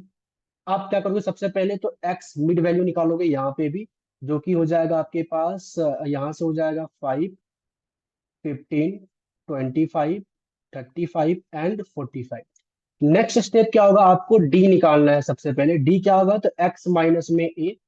D x minus में ए मतलब किसी भी एक नंबर को आप अज्यूम कर लेते हो। लेट अस सपोज 15 आपने अज्यूम कर लिया, तो आप यहाँ से एक्स माइनस ए करके डी निकाल लोगे। इसके बाद का स्टेप आपको डी डैश निकालना है। डी डैश क्या होता है, तो डी अपॉन में H, where H is nothing but a difference between class interval. C I tends for class interval, मतलब ये 0 10 का डिफरेंस 10 आएगा, 10 20 का डिफरेंस 10 आएगा। इस तरीके से पहले मैं डी निकाल लूँ एक बार। चलो डी निकाल लेते हैं एक बार, ऐसा करते हैं हम लोग। तो 15 है, तो 5 में से 15 गया, तो यहाँ से आ गया -10, यहाँ से 0 10, ये आ गया 20, ये आ गया 30। तो जो डी डैश निकलेगा हमारा, वो डी डैश कैसे निकलेगा, तो -10 अपॉन में 10, क्योंकि पहला इंटरवल 10 है, मतलब इन 0 10 के बीच का जो डिफरेंस है, डिफरेंस बिटवीन क्लास इंटरवल, वो 10 है। डिफरेंस कैसे निकालते हैं, तो 10 माइनस में 0 मतलब न्यू माइनस ओल्ड करके निकाल देते हैं ना। तो 10 अपॉन में 10, ये आ जाएगा -1। यहाँ पे 0 अपॉन में 10, ये आ जाएगा 0। फिर यहाँ पे क्या आ जाएगा, तो 10 अपॉन में 10, ये भी आ जाएगा 1, क्योंकि 20 और 30 के बीच में भी डिफरेंस जो है वो 10 का ही है। 30 40 के बीच में भी डिफरेंस 10 का ही है, 40 50 के बीच में डिफरेंस 10 का ही है। तो यहाँ पे आ जाएगा बेसिकली 20/10, यहाँ पे आ जाएगा 30/10। ये आप निकालोगे डी डैश। फॉर्मूला क्या होता है इसका, फॉर्मूला होता है x bar is equal to A plus में, not sorry only A, okay. तो ए प्लस में समेशन ऑफ एफ, ओके। तो इसके बाद एक स्टेप और है जहां पे आपको एफ डी डैश निकालना है। ठीक है, एफ डी डैश कैसे निकालोगे, ये -1 और 9 इसको मल्टीप्लाई करके, इस दो कॉलम को मल्टीप्लाई करके यहाँ से एफ डी डैश निकालोगे पहले। तो summation of F D dash upon में समेशन ऑफ एफ इनटू में H, where H is the difference between class interval. ये फॉर्मूला होता है। किसी को कोई डाउट स्टेप डेविएशन मेथड के अंदर में? एनीवन, आगे बढ़े? Okay yes. चलो, तो आई थिंक आपको जो आपने बचपन में पढ़ा था क्लास 10th 11th 12th में, I think 10th and 11th में ही पढ़ा होगा, तो वो आपको याद आ चुका होगा अब। तो अब हम लोग थोड़ा सा आगे बढ़ते हैं। तो आगे बढ़ने से पहले कुछ प्रॉपर्टीज देखते हैं, सिंपल सिंपल प्रॉपर्टीज। आई होप आपको पहले से भी वो आता हो। तो सबसे पहला प्रॉपर्टीज ये कि जो हमारे पास summation of x I where I is equal to 1 से लेके एन, इसको हम लोग कुछ इस तरीके से लिख सकते हैं, x1 प्लस में x2 प्लस में x3 प्लस में dot dot dot xn। Okay, दूसरा प्रॉपर्टीज देखो, summation of I is equal to 1 से लेके एन ए एक्स आई, इसको लिख सकते हैं हम लोग ए एक्स वन प्लस में ए एक्स टू प्लस में ए एक्स थ्री प्लस में डॉट डॉट डॉट ए एक्स एन। यहाँ पे हम लोग ए कॉमन ले सकते हैं हर तरफ से, तो एक्स वन प्लस में एक्स टू प्लस में एक्स थ्री प्लस में dot dot dot x n, और इसको हम लोग ए समेशन ऑफ एक्स लिख सकते हैं, एक्स आई बेसिकली। तो कहने का मतलब अगर हमारे पास कोई वेरिएबल के साथ कांस्टेंट नंबर हो, लेटर सपोज मैं बोलता हूँ कि हमारे पास 2x है और इसके साथ समेशन लगा है, तो 2 बाहर आ जाएगा और समेशन बस x के साथ रहेगा। तो ये वाला प्रॉपर्टी बताता है। कोई डाउट इस सेकंड प्रॉपर्टी में किसी को? ओके, तो किसी को कोई डाउट नहीं है क्या किसी को? चलिए तीसरे प्रॉपर्टी में आते हैं। क्या आप सभी को पता है कि summation of constant term n time constant होता है? तो ध्यान रखना, अगर मैं समेशन ऑफ ए की बात करूं where I is equal to 1 से लेके एन, तो ए एक कांस्टेंट टर्म है। यहाँ पे भी सेकंड प्रॉपर्टीज में भी ए एक कांस्टेंट टर्म है। तो समेशन ऑफ ए जो होता है वो एन टाइम्स ए होता है, मतलब N times A is a constant, तो एन टाइम कांस्टेंट कैसे होता है देखो, इसका प्रूफ देख लो। Summation of I is equal to 1 से लेकर एन ए एक्स आई पे पावर 0, ये लिख सकते हैं। क्या दोनों इक्वल है? क्योंकि समथिंग पे पावर 0 1 ही होता है, और 1 से किसी भी चीज में मल्टीप्लाई करो बात तो बराबर ही है। ओके, किसी को कोई डाउट? समथिंग पे पावर 0 1, अगर पता नहीं था तो लिख लेना। सब किसी भी चीज पे पावर अगर 0 होता है तो उसकी वैल्यू 1 होती है। चलिए, अब इसको हम लोग कैसे ब्रेक कर सकते हैं? इसको हम लोग ब्रेक कर सकते हैं ए एक्स वन पे पावर 0, ए एक्स टू पे पावर 0, डॉट डॉट डॉट ए एक्स एन पे पावर 0। ओके, जैसा कि मैंने आपको बोला कि ए आप कॉमन ले सकते हो हर तरफ से, तो अंदर क्या बचेगा, एक्स वन पे पावर 0, एक्स टू पे power 0, dot dot dot x n पे पावर 0। ओके, अब यहां से जब आप आगे बढ़ोगे तो आप क्या करोगे, ए एक्स वन पे पावर 0, समथिंग पावर 0 1 ही होता है, तो ये भी 1 होगा, ये भी 1 होगा, ये भी 1 होगा, डॉट डॉट डॉट ये भी 1 ही होगा। और ये बेसिकली एन टाइम्स 1 है हमारे पास, तो यहाँ पे मैंने एन लिख दिया। तो कहने का मतलब ये कि summation of constant term is an times constant. तो ये तीन प्रॉपर्टीज मैंने अभी यहाँ पे लिखी है। इस तीनों प्रॉपर्टीज में किसी को कोई डाउट है तो बताओ। सर सेकंड स्टेप के बाद से समझ नहीं आया इसमें। प्रॉपर्टीज नंबर थर्ड में? यस। ओके, सेकेंड स्टेप में यहाँ पे देखो क्या किया हम लोगों ने, ए को कॉमन बाहर ले सकते हैं।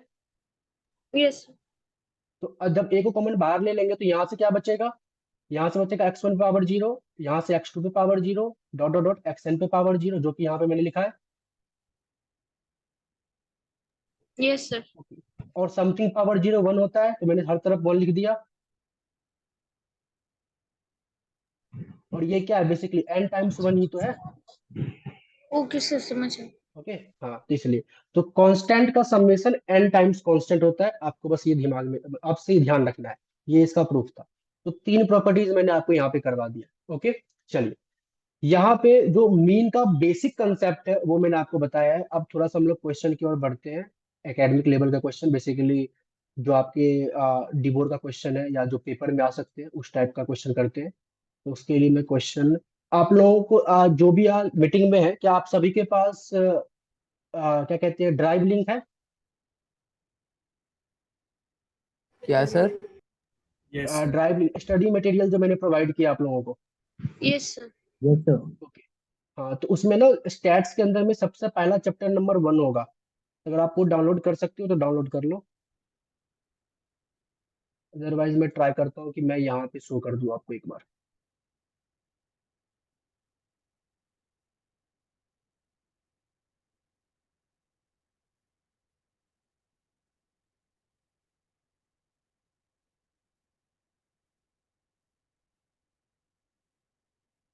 6 पेज को भी इंसर्ट करते हैं।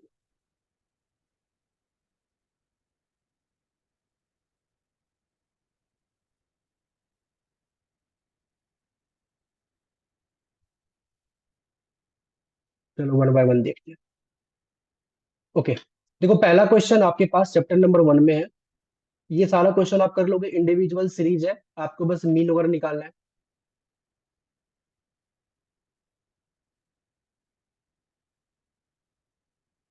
ओके, दूसरा क्वेश्चन भी आपसे हो जाएगा। अच्छा, दूसरा क्वेश्चन का मैं प्रूफ करवाऊंगा। Find the arithmetic mean of the number 1 से लेके n। ये बेसिकली n नेचुरल नंबर का अर्थमेटिक मीन बता रहा है, n+1/2 होता है। ये मैं प्रूफ करवाता हूँ। दूसरा क्वेश्चन अभी मैं करवाता हूँ। तीसरा नंबर में नॉर्मली आपके पास डेटा गिवन है और डेटा से आपको मीन निकालना है, जो अभी मैंने सिखाया है, बस यही सब पूछा गया है। तो क्वेश्चन नंबर 3 भी हो जाएगा और ये सब आने वाला भी नहीं है, तो मैं इस पेज को डिलीट करता हूँ। अब आते क्वेश्चन नंबर 4 के अंदर में। क्वेश्चन नंबर 4 में भी कंटिन्यूस सीरीज का डेटा आपको दे रखा है, देख लो, 0 से 10, 10 से 20, इस तरीके से। फिर उसका फ्रीक्वेंसी दे रखा है, आपको बोला है मीन वगैरह निकाल लिया, आप निकाल लोगे। इसके बाद क्वेश्चन नंबर 5 के अंदर में भी कंटिन्यूस डेटा दे रखा है, आपको मीन निकालने के लिए बोला, आप उसको निकाल लोगे। मैं क्वेश्चन नंबर 6 कर रहा हूँ। यहाँ तक अभी क्वेश्चन नंबर 1 से लेके 5 तक में बस वही क्वेश्चन है जो मैंने अभी करवाया है स्पीडली, जो आपने क्लास 11 10th में सीख कर आए हो आप। ठीक है, चलिए क्वेश्चन नंबर 6 हम लोग देखते हैं। यहाँ पे देखो, क्वेश्चन नंबर 6 आपके स्क्रीन पे दिख रहा होगा। ये क्वेश्चन को पढ़ो और देखो क्या आप लोग खुद ट्राई करोगे या क्वेश्चन समझ में आ रहा है। देखो,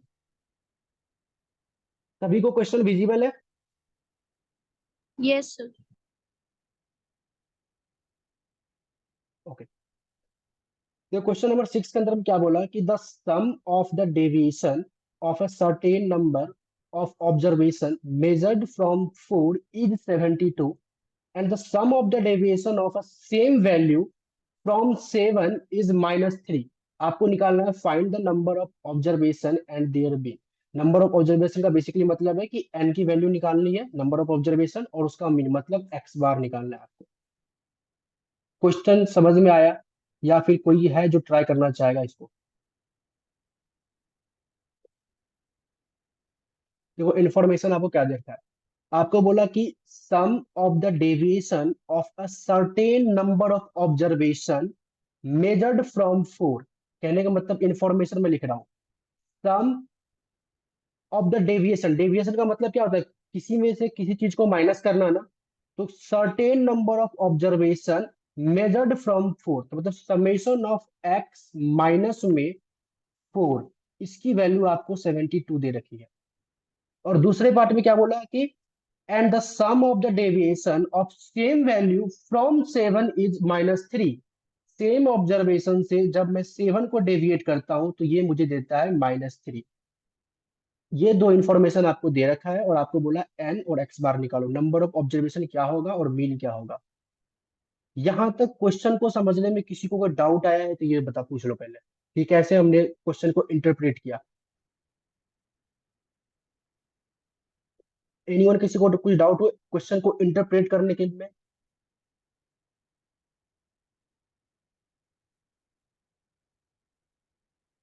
चलिए, तो अगर डाउट नहीं है तो क्वेश्चन को सॉल्व करते हैं। क्वेश्चन कैसे सॉल्व होगा, मैं थोड़ा सा इसको स्मॉल करता हूँ। ठीक है, हमारे पास देखो गिवन क्या है क्वेश्चन के अंदर में। आपको बोला कि sum of the deviation from a certain observation from 4 से, इसकी वैल्यू दे रखा है 72, और sum of the deviation same observation से अगर 7 से करते हैं तो इसकी वैल्यू दे रखा है आपको -3। आपको बोला n और x बार निकालने के लिए। किसी भी तरीके का कोई इंफॉर्मेशन कि कौन सा मेथड यूज करना है या कौन सा सीरीज है, ये कुछ नहीं आपको बता रखा क्वेश्चन में। लेकिन आप थोड़ा सा इंफॉर्मेशन को देखोगे, ये दोनों इंफॉर्मेशन को देखोगे, तो अभी हम लोगों ने एक अज्यूम मीन मेथड पढ़ा था, और अज्यूम मीन मेथड में हमारे पास कुछ इसी तरीके से एक 4 होता था, 7 होता था, जो कि हम लोग डी निकालते थे। डी कॉल्ड डेविएशन मैंने बोला भी था, जो होता था x माइनस में a, और इसका समेशन निकालते थे ना। Are you getting my point, मैं क्या बोलना चाह रहा हूँ, या ऊपर ऊपर से जा रहा है? Yes sir. ओके, समझ। हाँ। तो यहां से कैसे में निकालते थे, x bar is equal to a plus में समेशन ऑफ d अपॉन में n, ये होता था फॉर्मूला। Yes sir. ओके, तो x bar is equal to A plus b summation d क्या होता है, डी एक्स माइनस ए ही तो था, तो d is nothing but x minus 4 upon में एन। एक ये लिख सकते हैं हम लोग, ये information number 1। Similarly x bar is equal to A plus में summation of x minus 7 upon में एन, ये इंफॉर्मेशन नंबर 2।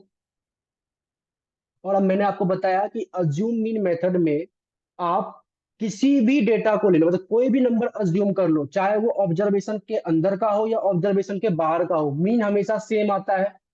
तो अज्यूम मीन मेथड में ये जो 4 एंड 7 है, ये एक अज्यूम नंबर का ही तो काम कर रहा है। तो अज्यूम नंबर कुछ भी हो, मीन हमेशा सेम आएगा। तो इस कंसेप्ट से क्या मैं इन दोनों इक्वेशन को इक्वल बता सकता हूं? Yes sir. ओके, तो अगर दोनों इक्वेशन को इक्वल मैं बता सकता हूं, तो क्या मैं यहाँ पे इस कंसेप्ट से ये लिख सकता हूं, इस सिग्मा वाले एक्स इक्वेशन में? माइनस 4 हाँ, plus upon n equal to sigma x minus 7 upon n. इस क्वेश्चन में ए का काम 4 कर रहा है, इक्वेशन नंबर 1 में ए का काम 4 कर रहा है। तो मैं 4 प्लस में summation of x minus 4 upon में एन, इसको इक्वल टू लिख सकता हूँ 7 प्लस में summation of x minus 7 upon में एन, क्योंकि दूसरे वाले इक्वेशन में ए का काम जो है वो 7 कर रहा है, ये देख लो। और मैंने बताया कि अज्यूम नंबर कुछ भी ले लो, मीन जो आएगा वो सेम ही आएगा। तो सिंस अगर एलएचएस दोनों का सेम है, तो आरएचएस भी तो सेम ही होगा। तो आरएचएस सेम होगा, तो दोनों को मैंने इक्वालिटी के फॉर्म में लिख दिया। यहां तक कोई डाउट किसी को? No sir. 4 प्लस में समेशन ऑफ एक्स माइनस 4 का वैल्यू 72 हमारे पास गिवन है अपॉन में एन, और 7 प्लस में समेशन ऑफ एक्स माइनस 7 का वैल्यू -3 हमारे पास गिवन है अपॉन में एन। इसको जब हम लोग सॉल्व करेंगे तो 4n प्लस में 72 अपॉन में n, और यहां से आ जाएगा 7n माइनस में 3 अपॉन में n। ये n और ये n रिमूव हो जाएगा, और हमारे पास क्या बचेगा? तो basically 3n is equal to 75, और n की वैल्यू आ जाएगी 25। तो नंबर ऑफ ऑब्जर्वेशन तो निकल गया। किसी को कोई डाउट कि n की वैल्यू कैसे आया, किस तरीके से किए? ओके, तो अगर n आ गया तो अब हमें क्या निकालना है? हमें मीन निकालना है, x बार निकालना है। तो x बार भी निकाल लेंगे। कैसे निकालेंगे? तो हमारे पास यहाँ पे इक्वेशन 2 लिखा हुआ है हम लोगों ने। एक इक्वेशन ये था ना, x bar is equal to 4 plus में समेशन ऑफ x माइनस में 4 अपॉन में n। तो अभी हमें सब कुछ पता है। क्या पता है हमारे पास? तो x bar is equal to 4 plus में समेशन ऑफ x माइनस 4 का वैल्यू 72 गिवन था, n आया था हमारे पास 25। इसको जब सॉल्व करोगे तो आई थिंक आपके पास 2.8, 172/25। हाँ 172/25। ओके, कैलकुलेट करो, 6.88 आ रहा है, देखो।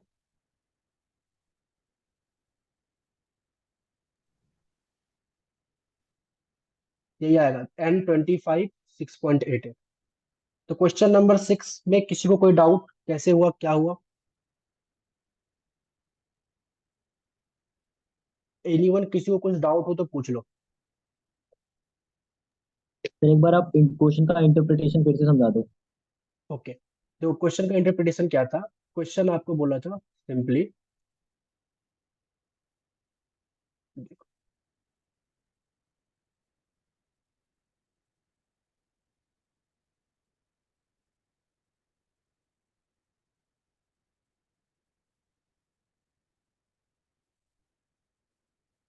आपको बोला सम, सम का मतलब समेशन, डेविएशन का मतलब डी। वैसे डेविएशन का मतलब किसी चीज को किसी से घटाते हैं, उसको डेविएशन बोलते हैं। तो sum of the deviation of a certain number of observation, certain number of observation मतलब कहने का मतलब वो एक्स की बात कर रहा है। X is nothing but a number of observation ना। तो सर्टेन नंबर ऑफ ऑब्जर्वेशन में से डेविएशन मतलब कुछ माइनस कर रहा है। क्या माइनस कर रहा है? Measured from 4, from 4। इसकी वैल्यू इज 72, इसकी वैल्यू 72 दे रखी है। सिमिलरली बोला sum of the deviation of the same value, same value से मतलब same number of observation same है, माइनस का। अब इस बार हम लोग 7 से उसको कर रहे हैं, तो हमें आ रहा है -3। समझ में आया? Yes sir. ओके, तो थोड़ा प्रैक्टिस करोगे तो और अच्छे से समझ में आ जाएगा। ठीक है, तो बस लैंग्वेज का यहाँ पे खेला है, इसलिए तो एप्लीकेशन बेस्ड क्वेश्चन इसको बोलते हैं। तो ये क्वेश्चन नंबर 6 था। अच्छा, क्वेश्चन नंबर 6 को हम लोगों ने अज्यूम मीन मेथड से तो अभी सॉल्व कर लिया, लेकिन क्या होता कि अगर आप इस अज्यूम मीन मेथड को रिकॉल नहीं कर पाते पेपर में कि ये अज्यूम मीन मेथड का क्वेश्चन है और इसको इस तरीके से फॉर्मूला पुट करना है कि x bar is equal to A plus में समथिंग समथिंग समथिंग, अगर आपको ये रिकॉल ही नहीं कर पाते तो कैसे करते? इस क्वेश्चन को आप दूसरे तरीके से भी कर सकते हो। देखो कैसे, हमारे पास पहला इक्वेशन विथ जो गिवन इंफॉर्मेशन है वो ये है, और दूसरा इक्वेशन ये है। एग्री करते हो? सेम क्वेश्चन को दूसरा मेथड से सॉल्व कर रहे हैं। ठीक है, पहले वाले इक्वेशन को हम लोग क्या कर रहे हैं, समेशन दे रहे हैं। तो क्या मैं सोचता हूँ समेशन ऑफ एक्स माइनस में summation of 4 is equal to 72। Summation of x को समेशन ऑफ एक्स रहने दिए। अभी हम लोगों ने देखा था कि कांस्टेंट का समेशन n टाइम कांस्टेंट होता है, तो समेशन ऑफ 4 जो होगा वो n टाइम 4 होगा is equal to 72। Okay, similarly दूसरे वाले इक्वेशन को क्या लिख सकते हैं हम लोग, समेशन ऑफ एक्स माइनस में summation of 7 is equal to -3, और समेशन ऑफ एक्स माइनस में समेशन ऑफ 7 की जगह पे हम लोग लिख सकते हैं इसको n टाइम 7, क्योंकि कांस्टेंट का जो समेशन होता है वो n टाइम कांस्टेंट होता है। तो बेसिकली इसको 4n लिखो यार, इसको भी 4n लिखो, इसको 7n लिखो, तब अच्छा लगता है। 4n, 4 टाइम्स n और 7n, क्योंकि n7 ना ये फिर कुछ केमिस्ट्री लैंग्वेज लग रहा है, फिर मैथमेटिक्स तो लग ही नहीं रहा इसमें। तो 4n is equal to 72 and 7n is equal to -3। ये हमारे पास इक्वेशन नंबर 3 और equation number 4। Normal substitution method सबको आता है, तो इक्वेशन नंबर 3 एंड 4 को सब्सटीट्यूट करके सॉल्व कर दो। तो समेशन ऑफ एक्स माइनस में 7n इज इक्वल टू -3। तो अब इसको अगर नॉर्मली इसको हम लोग सॉल्व करेंगे तो माइनस प्लस, ये यहां से है, ये अलग है, तो माइनस प्लस प्लस, तो ये रिमूव हो जाएगा। यहाँ पे 7 में से 4 गया तो यहाँ से 3n आ जाएगा, और 3 प्लस 72 75 आ जाएगा, और n इज इक्वल टू आ जाएगा 25। तो आप ऐसे भी सॉल्व कर सकते हो बाय यूजिंग प्रॉपर्टी। ओके, समझ में आया है कैसे हुआ? यस। किसी को कोई डाउट? अब सर जब हमें n की पता वैल्यू, कैसे चला कि ये ज़्योनमिन मेथड का क्वेश्चन है? कैसे पता चला जूमिंग मेथड का क्वेश्चन है? क्योंकि यहाँ पे मुझे दिख रहा है कि कुछ डेविएशन हो रहा है, और जो डेविएशन हो रहा है वो अलग अलग डेविएशन भी है। और डेविएशन अभी जो हम लोगों ने मीन पढ़ा था, अर्थमेटिक मीन फाइंड आउट करने का किया जो था डायरेक्ट मेथड से, अज्यूम मीन मेथड से, तो बताओ कि किस टाइम पे हम लोगों ने डेविएशन मतलब डी का यूज किया था? याद करो, एक्स माइनस ए। तो assume अज्यूम मीन मेथड से जब सॉल्व करे थे तभी तो इसका यूज किया था ना। तो इस चीज को ही आपको रिकॉल करना है कि ये अज्यूम मीन मेथड के जैसा लग रहा है। ये मुझे कुछ बता नहीं, लेकिन मुझे ओके सर। क्वेश्चन के इन्फॉर्मेशन देखकर लग रहा है कि इसका जैसा लग रहा है, तो वहां से हो सकता है सॉल्व हो जाए। और अगर आप रिकॉल नहीं कर पाओ तो जो मैंने सेकेंड मेथड ही बताया आपको, यहाँ से भी आप सॉल्व कर सकते हो, आंसर सेम आएगा। बेसिकली सेकेंड मेथड से जो मैंने सॉल्व किया है, तो यहाँ पे मैंने बस प्रॉपर्टीज लगाई है। ओके, अब जब एन आ गया तो मीन भी आ जाएगा ना। मीन कैसे आएगा, एक्स बार कैसे आएगा, देखो, समेशन ऑफ एक्स माइनस में 4n इज इक्वल टू 72 हमारे पास एक इक्वेशन था। तो समेशन ऑफ एक्स माइनस में 4n की वैल्यू है 25 is equal to 72। Summation of x minus में 100 उस तरफ चला जाएगा तो ये क्या हो जाएगा, 172। और मीन का फॉर्मूला क्या होता है, समेशन ऑफ एक्स अपॉन में एन। समेशन ऑफ एक्स हमारे पास आ गया है 172, एन की वैल्यू हम लोगों ने अभी जस्ट निकाला 25, और 172 अपॉन 25 करोगे तो 6.88 आएगा। चेक कर लेना, किस तरीके से आप मीन भी निकाल सकते हो। तो this is all about question number 6, किस तरीके से हम लोग इसको अलग अलग मेथड से सॉल्व कर सकते हैं। तो किसी को कोई डाउट इसमें? No sir. ओके, तो फिर नेक्स्ट आगे क्वेश्चन बढ़े। चलो, अब हम लोग अगला क्वेश्चन करते हैं। तो अगला क्वेश्चन के अंदर में आप लोग क्वेश्चन नंबर 7, 8, 9 आप खुद से करोगे। क्वेश्चन नंबर 10, ठीक है। अब आगे क्वेश्चन करने से पहले मैं कुछ कंसेप्ट आपको फिर समझाता हूँ, उसके बाद हम लोग आगे क्वेश्चन करेंगे। हमारे पास कुछ कॉन्सेप्ट आता है, एक आता है कंबाइंड मीन का, ये आप लोग नोट कर लेना अच्छे से। कंबाइंड मीन, कंबाइंड मीन का कंसेप्ट क्या है कि लेटर सपोज एक क्लास 10 है और क्लास 10 के दो सेक्शन है, section a and section b, और दोनों सेक्शन का मुझे ना इंडिविजुअली मीन दे रखा है, सेक्शन ए का अलग दे रखा है और सेक्शन बी का अलग दे रखा है। इस तरीके से हमारे पास गिवन है, हमें क्या करना है कि दोनों सेक्शन का कंबाइंड मीन निकालना है, तो वो कैसे निकालेंगे? तो इन्फॉर्मेशन क्या है हमारे पास कि सेक्शन 1 का मीन दे रखा है, सेक्शन 2 का मीन दे रखा है। फ्रीक्वेंसी में सेक्शन 1 के नंबर ऑफ स्टूडेंट होंगे होंगे हमारे पास, सेक्शन 2 के नंबर ऑफ स्टूडेंट हमारे पास गिवन होंगे, और हमें निकालना है कंबाइंड मीन। तो 1 2 मतलब मैंने क्या किया है, मतलब दो सेक्शन को कंबाइन किया, तो ये बेसिकली रिप्रेजेंटेशन स्टाइल इसका सिंबल है, ये कंबाइन मीन का सिंबल हुआ 1 2, मतलब दो मीन को हम लोगों ने कंबाइन कर दिया।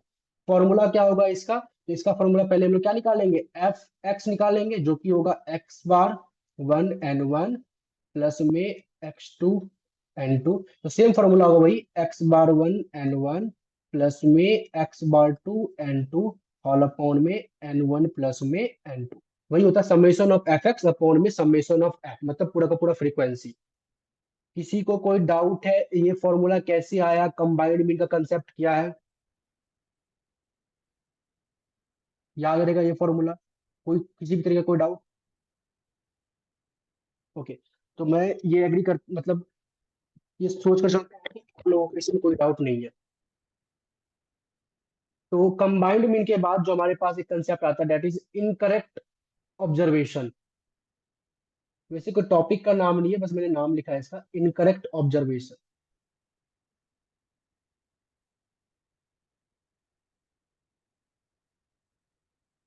Okay, incorrect observation. Incorrect observation का क्या कंसेप्ट है कि समटाइम्स क्या होता है, लेट अस सपोज हमारे पास में कुछ इस तरीके से गिवन है, सब्जेक्ट गिवन है, सब्जेक्ट ए, सब्जेक्ट बी, सब्जेक्ट सी, और हर एक सब्जेक्ट में स्टूडेंट को जो मार्क्स आया हुआ है वो कुछ इस तरीके से आया है, किसी में 60 आया है, किसी में 55 आया है, एंड किसी में 65 आया है। तो जब ये मीन पहले निकला हुआ था, इसका मीन कैसे निकालेंगे हम लोग? समेशन ऑफ एक्स अपॉन में एन। समेशन ऑफ एक्स क्या आएगा इसका? तो ये आ जाएगा 180 अपॉन में एन। तो एन नंबर ऑफ ऑब्जर्वेशन तीन है ना, तीन सब्जेक्ट है, ए बी सी तीन, इसका मीन आया था 60। ये पहले हमारे पास हो चुका था। अब जाके मुझे ये मालूम पड़ा कि जो ये बी वाला पेपर है ना, इस बी वाले पेपर में स्टूडेंट को मार्क्स 55 नहीं है, उसको 675 है, ये गलती से 55 लिखा गया है। बी वाले पेपर में स्टूडेंट का मार्क्स 75 है, गलती से पहले 55 लिखा हुआ था। तो अब हमें इस गलती को सुधार कर एक नया मीन, मतलब करेक्ट मीन निकालना है, तो ये कैसे करेंगे? तो इसको करने के लिए हम लोग क्या करते हैं, सबसे पहले करेक्ट टोटल निकालते हैं। पहला स्टेप क्या होता है, करेक्ट टोटल निकालना। करेक्ट टोटल कैसे निकलता है? तो इनकरेक्ट टोटल जो हमारे पास पहले से निकला हुआ है, इनकरेक्ट टोटल माइनस में इनकरेक्ट ऑब्जर्वेशन, जो ऑब्जर्वेशन गलत था उसको माइनस करेंगे, इनकरेक्ट ऑब्जर्वेशन, और प्लस में करेक्ट ऑब्जर्वेशन, प्लस में करेक्ट ऑब्जर्वेशन, जो करेक्ट ऑब्जर्वेशन है उसको प्लस कर देंगे। तो हमारे पास इनकरेक्ट टोटल क्या आया था, 180 आया था। देखो यहाँ पे ये क्या टोटल, इनकरेक्ट टोटल है 180। इसमें से माइनस किए इनकरेक्ट ऑब्जर्वेशन जो कि बी का था 55, इस 55 को माइनस कर दिए, और प्लस कर दिए करेक्ट ऑब्जर्वेशन जो कि बाद में पता चला कि 75 था बी में मार्क्स, तो इसको हम लोगों ने ऐड कर दिया। इसके बाद हमारे पास एक वैल्यू आ जाएगी, तो जो न्यू मीन होगा हमारे पास, न्यू मीन वो क्या हो जाएगा, तो करेक्ट टोटल अपॉन में नंबर ऑफ ऑब्जर्वेशन। तो अगर इनकरेक्ट ऑब्जर्वेशन से रिलेट करके कोई क्वेश्चन आता है तो किस तरीके से प्रोसीड करना है वो समझ में आया? क्या स्टेप होगा हमारा? सबसे पहले करेक्ट टोटल निकालना, वो होगा इनकरेक्ट टोटल माइनस में इनकरेक्ट ऑब्जर्वेशन, प्लस में करेक्ट ऑब्जर्वेशन, फिर न्यू एक्स बार आएगा करेक्ट टोटल अपॉन में n। किसी को कोई डाउट? No, anyone? sir. चलो नो ओके, सर। ठीक है। अब इनकरेक्ट ऑब्जर्वेशन के बाद हमारे पास एक कंसेप्ट आता है ऑल्ड ऑब्जर्वेशन।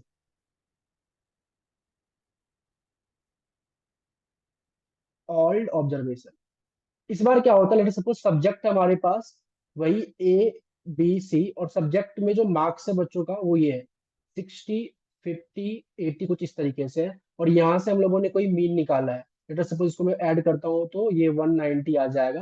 तो 190 अपॉन में 3, तो यहाँ से हमारे पास एक मीन आ गया। अब क्या पता चल रहा है कि एक एक्स्ट्रा सब्जेक्ट जो है ऐड हो चुका है, लेट अस सपोज डी। तो एक एक्स्ट्रा सब्जेक्ट जो ऐड हो गया है, तो मैं 190 को थोड़ा नीचे लिखता हूँ, या चलो यही लिखता हूँ, ठीक है। एक एक्स्ट्रा सब्जेक्ट ऐड हो गया है और इसमें जो बच्चों को मार्क्स आया वो मार्क्स आया है 90। तो अब जो एक एक्स्ट्रा सब्जेक्ट ऐड हुआ है, इसको हम लोग क्या करेंगे, इससे करके आप न्यू न्यू मीन हमें निकालना है। तो सिंस एक एक्स्ट्रा सब्जेक्ट ऐड हुआ है, तो नंबर ऑफ ऑब्जर्वेशन भी इंक्रीज किया है। पहले जो 3 था अब वो 4 हो गया है, और हमारे पास नंबर ऑफ टोटल भी चेंज होगा। तो इसमें सबसे पहला स्टेप क्या होता है, हमारे पास न्यू करेक्ट टोटल निकालना।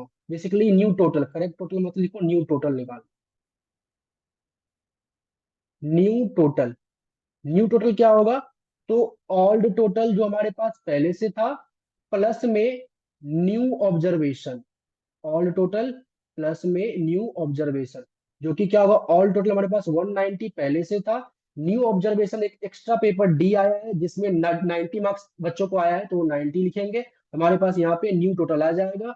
और अब जो न्यू मीन निकलेगा वो कैसे निकलेगा, न्यू मीन, तो हमारे पास new total divided by N plus में 1। एन मतलब जो पहले से हमारे पास 3 थे इसको मैंने एन बोला, और एक बस एक्स्ट्रा ऐड हुआ है तो इसलिए +1। अगर मान लो 2 पेपर ऐड होते, एक ई नाम का पेपर भी ऐड होता तो n+2 करते, 3 पेपर ऐड होते तो n+3 करते, इस तरीके से। तो ये फॉर्मूला होगा हमारे पास। ऑल्ड ऑब्जर्वेशन का कंसेप्ट समझ में आया, और इस टाइप का क्वेश्चन पेपर में आता है तो किस तरीके से फॉर्मूला लगाएंगे, कैसे स्टेप निकालेंगे, न्यू टोटल पहले निकालेंगे उसके बाद फिर न्यू मीन निकालेंगे। कोई डाउट इसमें? No sir. चलो, तो ये 3 कंसेप्ट होने के बाद अब हम लोग नेक्स्ट क्वेश्चन करते हैं, बुकलेट का ही। बुकलेट का क्वेश्चन नंबर 10 कर रहे हैं हम लोग। क्वेश्चन नंबर 10 में देखो क्या दिख रहा है आपको, the mean age of 20 students is of class 12, sorry mean 20 student of a class, ठीक है। The mean age of 20 students of a class is 12 year. एक क्लास में 20 बच्चा है, n इज इक्वल टू 20। मैं क्वेश्चन को थोड़ा इंटरप्रेट कर रहा हूँ, जिसमें जो मीन एज है बच्चों का वो है 12 ईयर, ये पहले आपको दे रखा है। फिर बोला a new student is admitted to the class and the mean goes up to 12.5 year. एक नया बच्चा क्लास में आ रहा है, एडमिशन क्लास में आया हुआ है, और जैसे ही वो नया बच्चा एंटर हुआ क्लास में, तो मतलब एक ऑब्जर्वेशन बढ़ गया, और इसके आने के बाद जो मीन है वो बढ़कर 12.5 ईयर हो गया। तो कहने का मतलब जो न्यू मीन है वो है 12.5। आपको बोला find the age of new student, वो जो नया बच्चा क्लास में आया था उसका एज बताओ क्या होगा। तो कहने का मतलब ये ओल्ड ऑब्जर्वेशन को रिलेट करके क्वेश्चन है, जिसमें आपको बता रखा है कि पहले 20 बच्चा था, उसका मीन था 12 साल, एक नया बच्चा एडमिशन लिया क्लास के अंदर में, और जैसे ही क्लास के अंदर एक नया बच्चा एडमिशन लिया, मीन जो है इंक्रीज होकर 12.5 साल हो गया, मतलब 12.5 ईयर्स हो गया। तो जैसे एक नया बच्चा आया तो नंबर ऑफ ऑब्जर्वेशन में एक इंक्रीज हो गया। आपको बस बताना है कि वो जो नया बच्चा आया है उसका एज क्या होगा। तो वो कैसे निकालेंगे, तो हम लोग इस क्वेश्चन कुछ इस तरीके से प्रोसीड करेंगे। लेट, सबसे पहले लेंगे let y be the age of new student, y be the age of new student. Okay, अच्छा एक बात बताओ, अगर हमारे पास फॉर्मूला क्या होता है, समेशन ऑफ x कैसे निकलता है, समेशन ऑफ x अपॉन में n ऐसे निकलता है ना। तो अगर हमारे पास मीन गिवन हो, मतलब x बार गिवन हो, और n number of observation given हो, तो क्या हम लोग टोटल ऑब्जर्वेशन निकाल सकते हैं, मतलब समेशन ऑफ x निकाल सकते हैं। तो अगर x बार अगर हमारे पास पुराना 12 ईयर था, तो ऑल्ड टोटल हम लोग निकाल सकते हैं। ऑल्ड टोटल क्या हो जाएगा, 12 इंटू में 20 विच इज 240। 20 into 12, हाँ, कोई दिक्कत 241। इसमें, किसी को कोई प्रॉब्लम इसमें? No sir. ओके, तो अगर मुझे न्यू टोटल निकालना हो, न्यू टोटल, तो न्यू टोटल का फॉर्मूला क्या होता है, old total, 240 plus x upon 21। All total plus में जो न्यू बच्चा एडमिशन लिया है, जो न्यू आया है, न्यू ऑब्जर्वेशन, और न्यू ऑब्जर्वेशन में हम लोगों ने उसको y लिया है लेट, तो ऑल टोटल प्लस में y। Okay, upon 21। हाँ, तो जो न्यू एक्स बार आएगा हमारा वो क्या आएगा, ओल्ड टोटल प्लस में वाई अपॉन में n plus one, basically 20 plus में 1, इक्वल टू 12.5 हो जाएगा। हाँ, equal to new x bar मेरे पास गिवन है, चलो ठीक है। अब हमारे पास न्यू एक्स बार पहले से गिवन है क्या, तो 12.5 नया बच्चा लगाने के बाद जो न्यू मीन था वो 12.5 हो चुका था। ऑल टोटल गिवन है 240 प्लस 240 में प्लस वाई वाई अपॉन में 21। क्या यहाँ से वाई निकल जाएगा, और वाई हमें निकालना था। Yes sir. तो कैसे ओल्ड ऑब्जर्वेशन के कंसेप्ट को किस तरीके से क्वेश्चन में अप्लाई किए, एप्लीकेशन बेस्ड क्वेश्चन में, किसी को कोई डाउट हो इसमें, अगर आप इस तरह का पेपर में क्वेश्चन आता है जो कि आ सकता है, तो क्या आप लोग कर लोगे? Yes sir. हाँ, कोई यस। डाउट नहीं है ना, चलो वेरी गुड। अगर यहाँ तक कोई डाउट नहीं है तो हम लोग नेक्स्ट क्वेश्चन की ओर बढ़ते हैं। तो अभी हम लोग क्वेश्चन नंबर 10 कर रहे थे ना, तो क्वेश्चन नंबर 10 के बाद ये थर्ड पेज हमारे पास, यहाँ क्वेश्चन नंबर 11। चलो, क्वेश्चन नंबर 11 मैं आपको एक बार करके दिखाता हूँ। हालांकि क्वेश्चन नंबर 11 अगर आप लोग ट्राई करोगे खुद से ना, तो थोड़ा दिमाग लगा के सॉल्व तो कर लोगे, लेकिन वो हिडन एंड ट्रायल मेथड से सॉल्व करोगे। देखो क्वेश्चन नंबर 11 क्या बोला है, बहुत ध्यान से देखना। बोला the mean of 7 number is 10, मतलब 7 एक ऐसा नंबर है, 7 नंबर है हमारे पास, जो ऑब्जर्वेशन है वो 7 है, उसका जो मीन आया हुआ है वो 10 आया है। तो एक बात बताओ, 7 नंबर ऑफ ऑब्जर्वेशन मतलब n इज इक्वल टू 7, और इस 7 नंबर ऑफ ऑब्जर्वेशन का मीन आया है 10, तो मैं अगर इस टोटल निकालना चाहूँ इस 7 नंबर ऑफ ऑब्जर्वेशन का, तो क्या आ जाएगा, 10 इंटू में 7, टोटल आया होगा 70, तभी तो 70 अपॉन में 10 करके, सॉरी सॉरी 17 अपॉन में 7 करके मीन निकालने होंगे 10, क्योंकि मीन का फॉर्मूला होता है x bar is equal to summation of x i upon में एन। तो अगर मुझे समेशन ऑफ एक्स निकालना हो तो एक्स बार इंटू में एन तो कर सकते हैं। तो अगर मुझे ये क्वेश्चन में दे रखा है the mean of 7 number is 10, तो मतलब एन इज इक्वल टू 7 और उसका मीन दे रखा है 10, तो उस 7 नंबर का जो टोटल होगा वो 70 होगा। यहां तक किसी को कोई डाउट? ओके, नो अब आगे सर। बोला the mean of the first 4 number का जो 8 है और लास्ट 4 नंबर है 16। चलो आगे बात की बात करते हैं। आपको बोला फाइंड द फोर्थ नंबर, तो बताओ कि फोर्थ नंबर क्या होगा। अभी आपको कुछ नहीं बताया कि ये 7 नंबर कौन सा है। लेटर सपोज हमने लेफ्ट ले लिया, जो 7 नंबर थे ऑब्जर्वेशन थे वो कुछ इस तरीके से थे, x1 x2 x3 x4 से लेकर x3 x4 x5 x6 plus में x7। ये 7 नंबर थे, मैंने अज्यूम किया कि ये 7 नंबर थे, और इसका मीन दे रखा था 10, तो इस 7 नंबर का जो टोटल आया होगा वो आया होगा 70। तो with the help of given information, क्या मैं ये लाइन लिख सकता हूँ?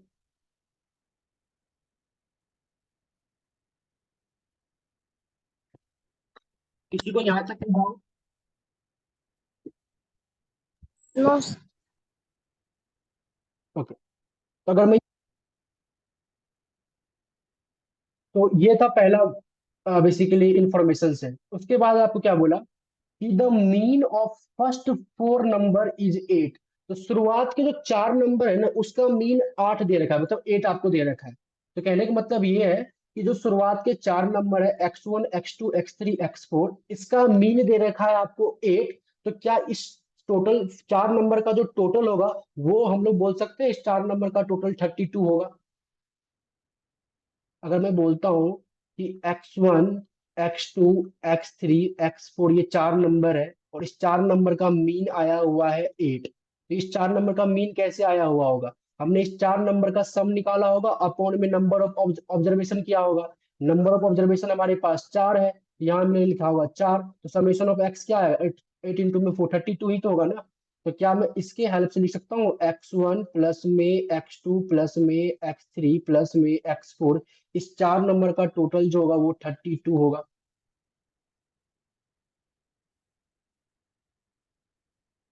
ओके, इसके बाद आपको बोला कि the last 4 number, that of the last 4 number is 16, मतलब लास्ट के 4 नंबर का जो मीन है मैं इसको थोड़ा रिमूव कर देता हूँ, आपको दिखे अच्छे से। हाँ, लास्ट के जो 4 नंबर का मीन है वो 16 दे रखा है। तो अगर लास्ट के 4 नंबर का मीन 16 दे रखा है तो लास्ट के 4 नंबर का जो समेशन होगा वो 16 इंटू में 4 64 हो जाएगा। मतलब लास्ट का 4 नंबर क्या सब होगा, x4 x5 x6 x7। तो मैं यहां से लिख सकता हूँ x4 प्लस में x5 प्लस में x6 प्लस में x7 इज नथिंग बट 64। क्योंकि इस ये 4 नंबर का मीन दे रखा है 16। तो ये 4 नंबर का मीन 16 कैसे आया होगा, वो आएगा समेशन ऑफ x अपॉन में n, जो कि 16 है। तो समेशन ऑफ x कैसे आया, क्या होगा 16 इंटू में 4 तो 64। यहां तक समझ में आ गया।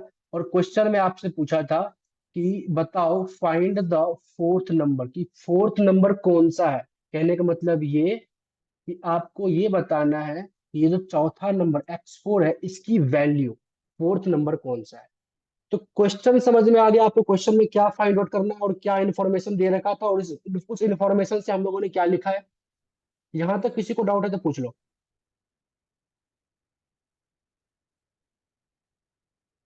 एनीवन, किसी को कोई डाउट?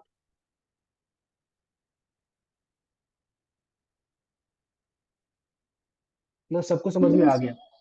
ओके, अब मुझे क्या करना है, मेरा मेन मोटिव है कि अवर ऑब्जेक्टिव इज कि ये x4 क्या होगा। तो मुझे ये बताओ, with the help of equation number 1 क्या हम लोग ये लिख सकते हैं कि जो x1 प्लस में x2 प्लस में x3 है इसकी जो वैल्यू होगी वो 32 माइनस में x4 होगा। मतलब ये x1 x2 प्लस x3 इतना, इसकी जो वैल्यू होगी वो होगी 32 माइनस में x4। सिंपल है ना भाई। यहाँ पे मैंने क्या किया, x1 प्लस x2 x3 रहने दिया, x4 को इस तरफ शिफ्ट कर दिया, तो x1 plus x2 plus x3 is equal to 32 minus में x4।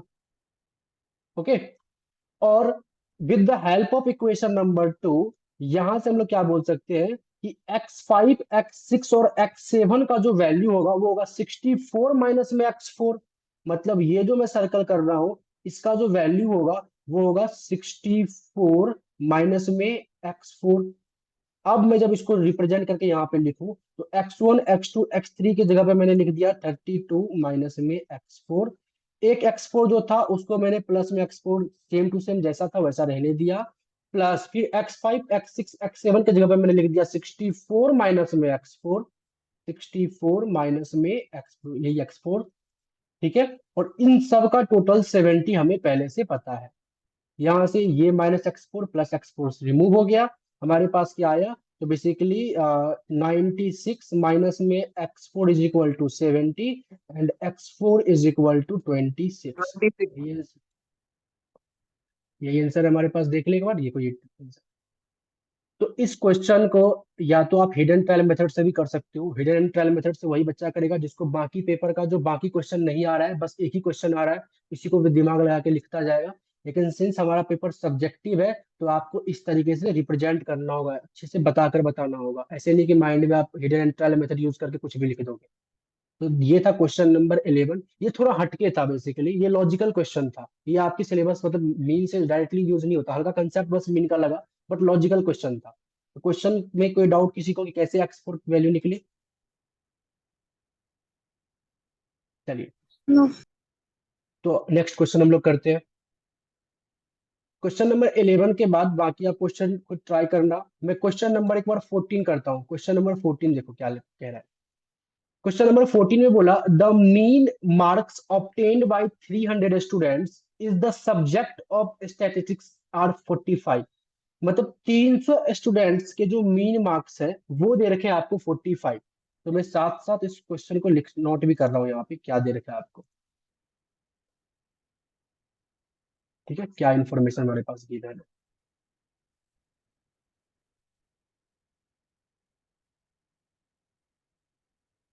क्वेश्चन में बोला आपको 300 स्टूडेंट का जो मीन मार्क्स है वो दे रखा है 45। इसके बाद आपको बोला क्वेश्चन में कि the mean of top 100 of them was found to be 70। इन 300 स्टूडेंट में जो टॉप 100 स्टूडेंट है इसका मीन आपको दे रखा है 70। इसका मीन दे रखा है आपको एक सेकंड।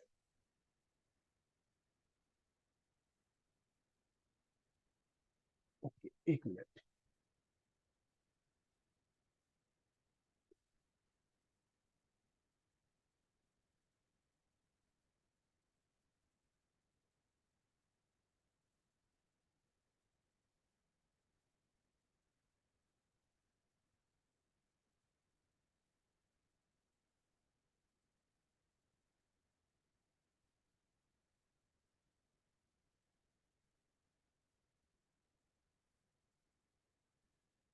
एक मिनट वेट कीजिएगा आप लोग please.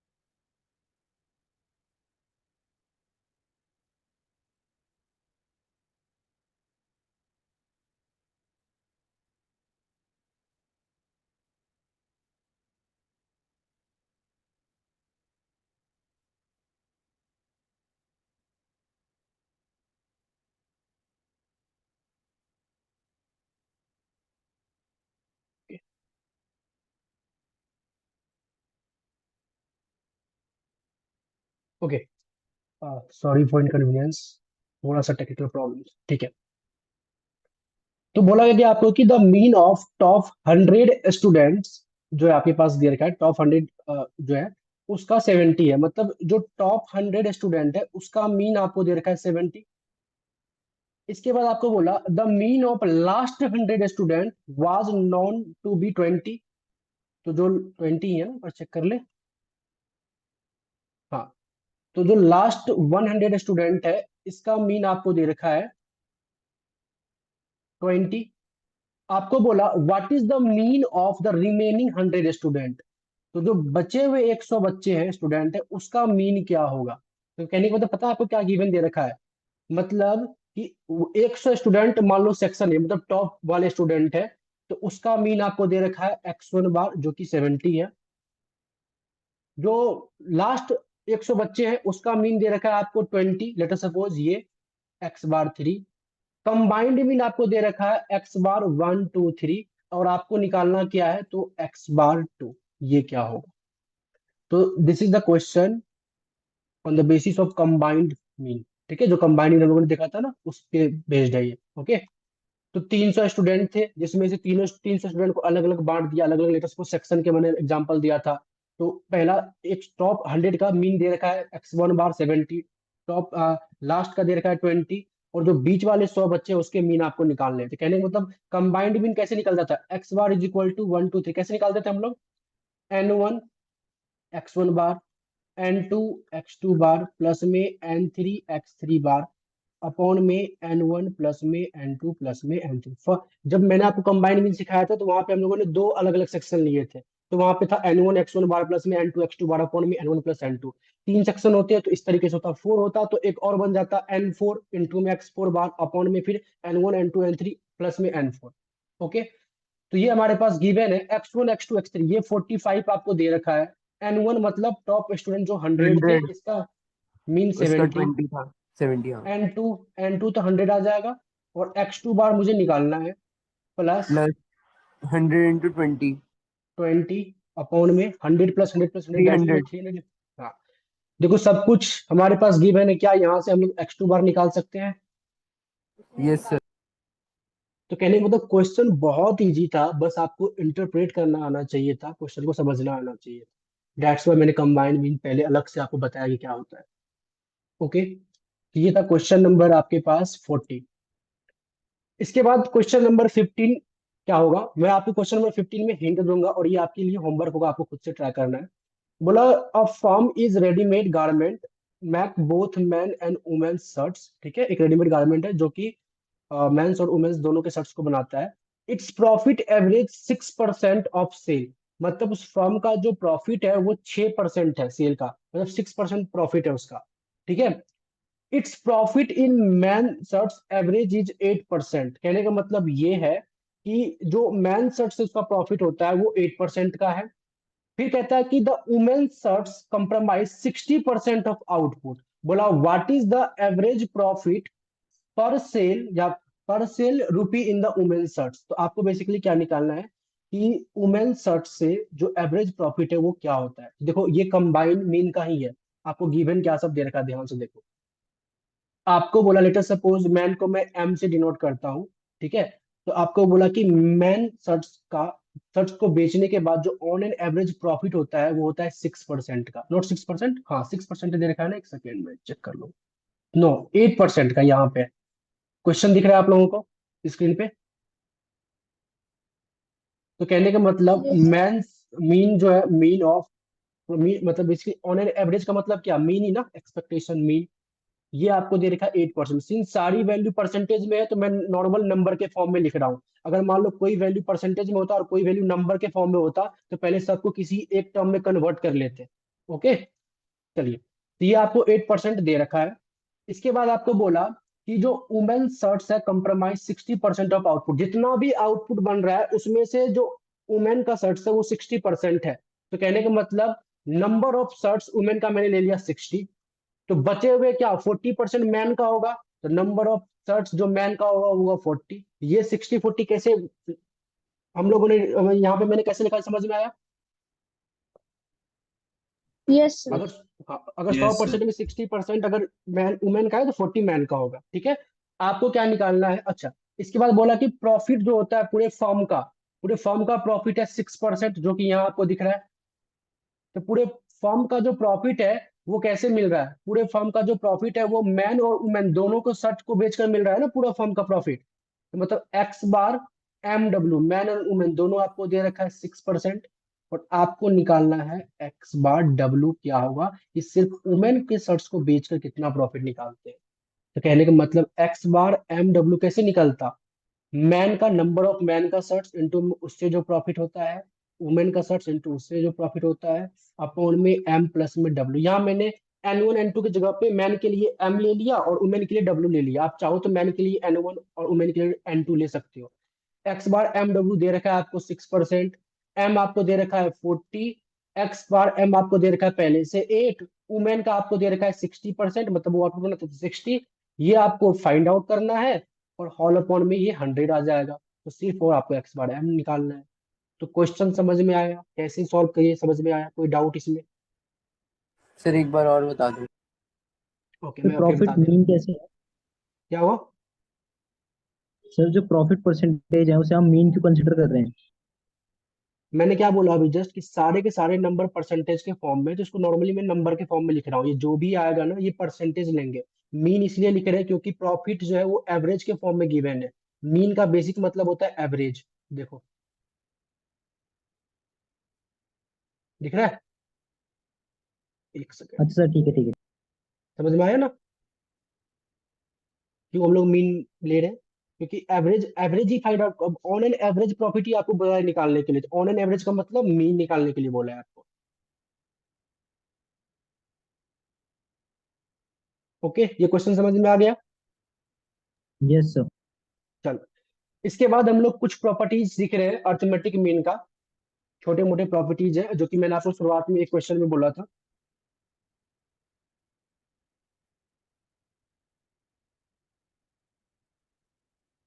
Properties of arithmetic mean. सबसे पहला प्रॉपर्टीज कहता है arithmetic mean of first n natural number, n natural number is n plus one upon में two. First n natural number का जो अर्थमेटिक मीन आएगा वो एन प्लस वन अपॉन में टू आएगा। कैसे, तो हमारे पास ऑब्जर्वेशन क्या है, तो एन नेचुरल नंबर मतलब 1 2 3 dot dot dot dot n natural number है। इसका मीन कैसे निकलेगा, एक्स बार कैसे निकलता है, समेशन ऑफ एक्स अपॉन में एन। समेशन ऑफ एक्स क्या है? समेशन ऑफ एक्स है हमारे पास 1 प्लस में 2 प्लस में 3 प्लस में डॉट डॉट डॉट प्लस में एन अपॉन में एन। 1 प्लस में 2 प्लस में 3 प्लस में डॉट डॉट डॉट, इस सब का सम आपको पता है ना, सम ऑफ दिस सीरीज क्या होता है? एन इंटू में एन प्लस 1 अपॉन में 2। एपीजीपी याद करो, 1 2 3 इन सब का summation, sum of the finite series का समेशन क्या होता है? एन इंटू में एन प्लस 1 अपॉन में 2, डिवाइडेड में एक एन चल रहा है, ये एन रिमूव हो जाएगा, तो एन प्लस 1 अपॉन में 2। ओके,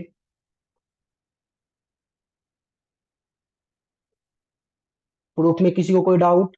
मैं लिख देता हूँ। ये फॉर्मूला होता है 1 plus 2 plus 3 dot dot dot dot plus n. इसका जो समेशन है इसका फॉर्मूला होता है एन इंटू में एन प्लस 1 अपॉन में 2। तो ये फॉर्मूला जानने के बाद इस पहले प्रॉपर्टीज को जो मैंने प्रूफ किया, इसमें कोई डाउट किसी को भी? No sir. चलो, ये फर्स्ट प्रॉपर्टीज था कि arithmetic mean of first n natural number is n plus 1 upon में 2। तो अब आपको बोलेगा ना कि अर्थमेटिक मीन निकालो फर्स्ट 100 नेचुरल नंबर, तो आप क्या करोगे? 1 2 3 इस तरह से लिखना नहीं चालू करना, डायरेक्टली ये फॉर्मूला पुट करोगे, आंसर निकालोगे। N is equal to 100 plus में 1 अपॉन में 2, डायरेक्टली मीन निकाल लोगे। आपको इस पूरा कैलकुलेट नहीं करना, ये फॉर्मूला यूज करना है। चलिए, सेकेंड प्रॉपर्टीज क्या कहता है हमें? ये कहता है कि sum of the deviation, sum of the deviation from arithmetic mean is always equal to 0, is always equal to 0। मतलब अगर हम लोग ऑब्जर्वेशन में से अर्थमेटिक मीन को माइनस करते हैं ना, तो वो हमेशा 0 होगा। मतलब सम मतलब summation deviation from arithmetic mean, तो इस बार x से माइनस हो रहा है x बार, क्योंकि डेविएशन फ्रॉम अर्थमेटिक मीन बोला है, और arithmetic mean is nothing but x bar. तो summation of x i minus x bar ये हमेशा 0 होता है, नोट करके लिख लो। इसको मैं प्रूफ करके बताता हूँ, इसका प्रूफ देखो। प्रूफ क्या होगा? तो मैं इसको अगर ब्रेक करता हूं तो समेशन ऑफ एक्स माइनस में समेशन ऑफ एक्स बार, ठीक है। समेशन ऑफ एक्स को क्या हम लोग एन एक्स बार लिख सकते हैं, क्योंकि x bar is equal to होता है समेशन ऑफ एक्स अपॉन में एन। तो यहां से समेशन ऑफ एक्स को क्या हम लोग एन एक्स बार लिख सकते हैं, तो ये मैंने एन एक्स बार लिखा है। माइनस समेशन ऑफ एक्स बार क्या आएगा? तो एन एक्स बार आएगा। क्यों? क्योंकि एक्स बार एक मीन है, और मीन एक सिंगल वैल्यू है। मतलब जो मीन होता है वो एक कांस्टेंट टर्म होता है, एक सिंगल वैल्यू है। समझ में आ रहा है? तो एन एक्स बार आ गया, summation of constant n time constant. तो ये 0 ये 0, एलएचएस आरएचएस बराबर हो गया, प्रूव्ड। किसी को इसके प्रूफ में कोई डाउट कि sum of the deviation from arithmetic mean is always equal to 0? बहुत यूज होने वाला है आगे इसका, summation of x i minus x bar 0 होता है। कोई डाउट? सर एक और बारी बता दो। देखो, मैंने क्या किया, समेशन बोथ साइड लगा, समेशन लगाया तो समेशन ऑफ एक्स माइनस में समेशन ऑफ एक्स बार आ गया। समेशन ऑफ एक्स को मैंने लिखा n x bar by using this, क्योंकि एक्स बार का फॉर्मूला होता है समेशन ऑफ एक्स अपॉन में एन। तो एन को इस तरफ अगर शिफ्ट करेंगे तो समेशन ऑफ एक्स आ जाएगा एन एक्स बार, तो यहाँ से एन एक्स बार आ गया। सिंस ये जो एक्स बार है, ये एक्स बार क्या है? एक मीन ही तो है ना, और मीन क्या होता है? एक सिंगल वैल्यू होता है। मीन एक कांस्टेंट टर्म ही तो होता है। हम 10 अलग अलग डेटा को एक सिंगल वैल्यू में रिप्रेजेंट कर रहे होते हैं, तो मीन एक कांस्टेंट टर्म होता है। और मैंने शुरुआत में बोला कि कांस्टेंट टर्म का समेशन n टाइम्स कांस्टेंट होता है। तो summation of x bar n x bar आ गया, तो n x bar minus n x bar, तो इस तरफ भी 0 और आरएचएस भी 0, तो प्रूव्ड हो गया।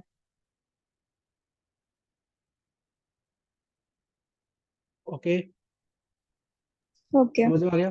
ठीक है, चलिए, अगर ये समझ में आ गया तो तीसरा हम लोग करते हैं। तीसरा कहता है सम ऑफ द स्क्वायर्ड,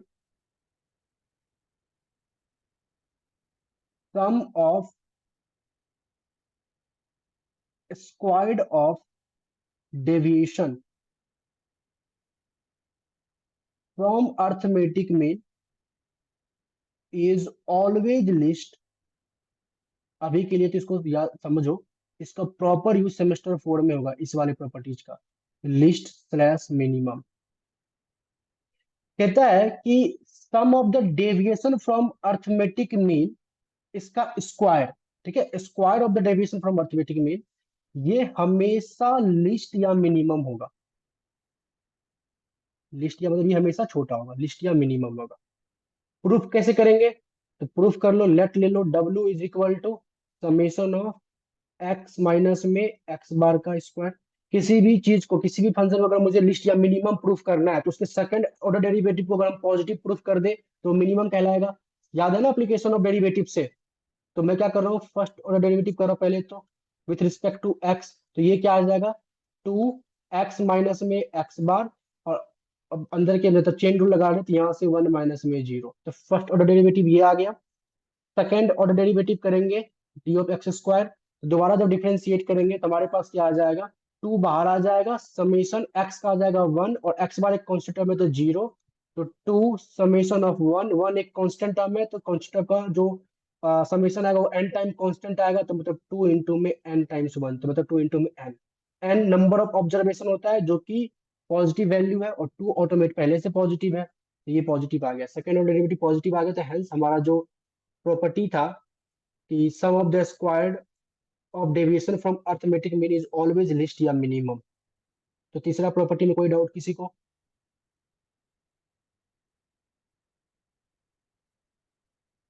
किसी को कोई डाउट, एनीवन? No sir. चलो,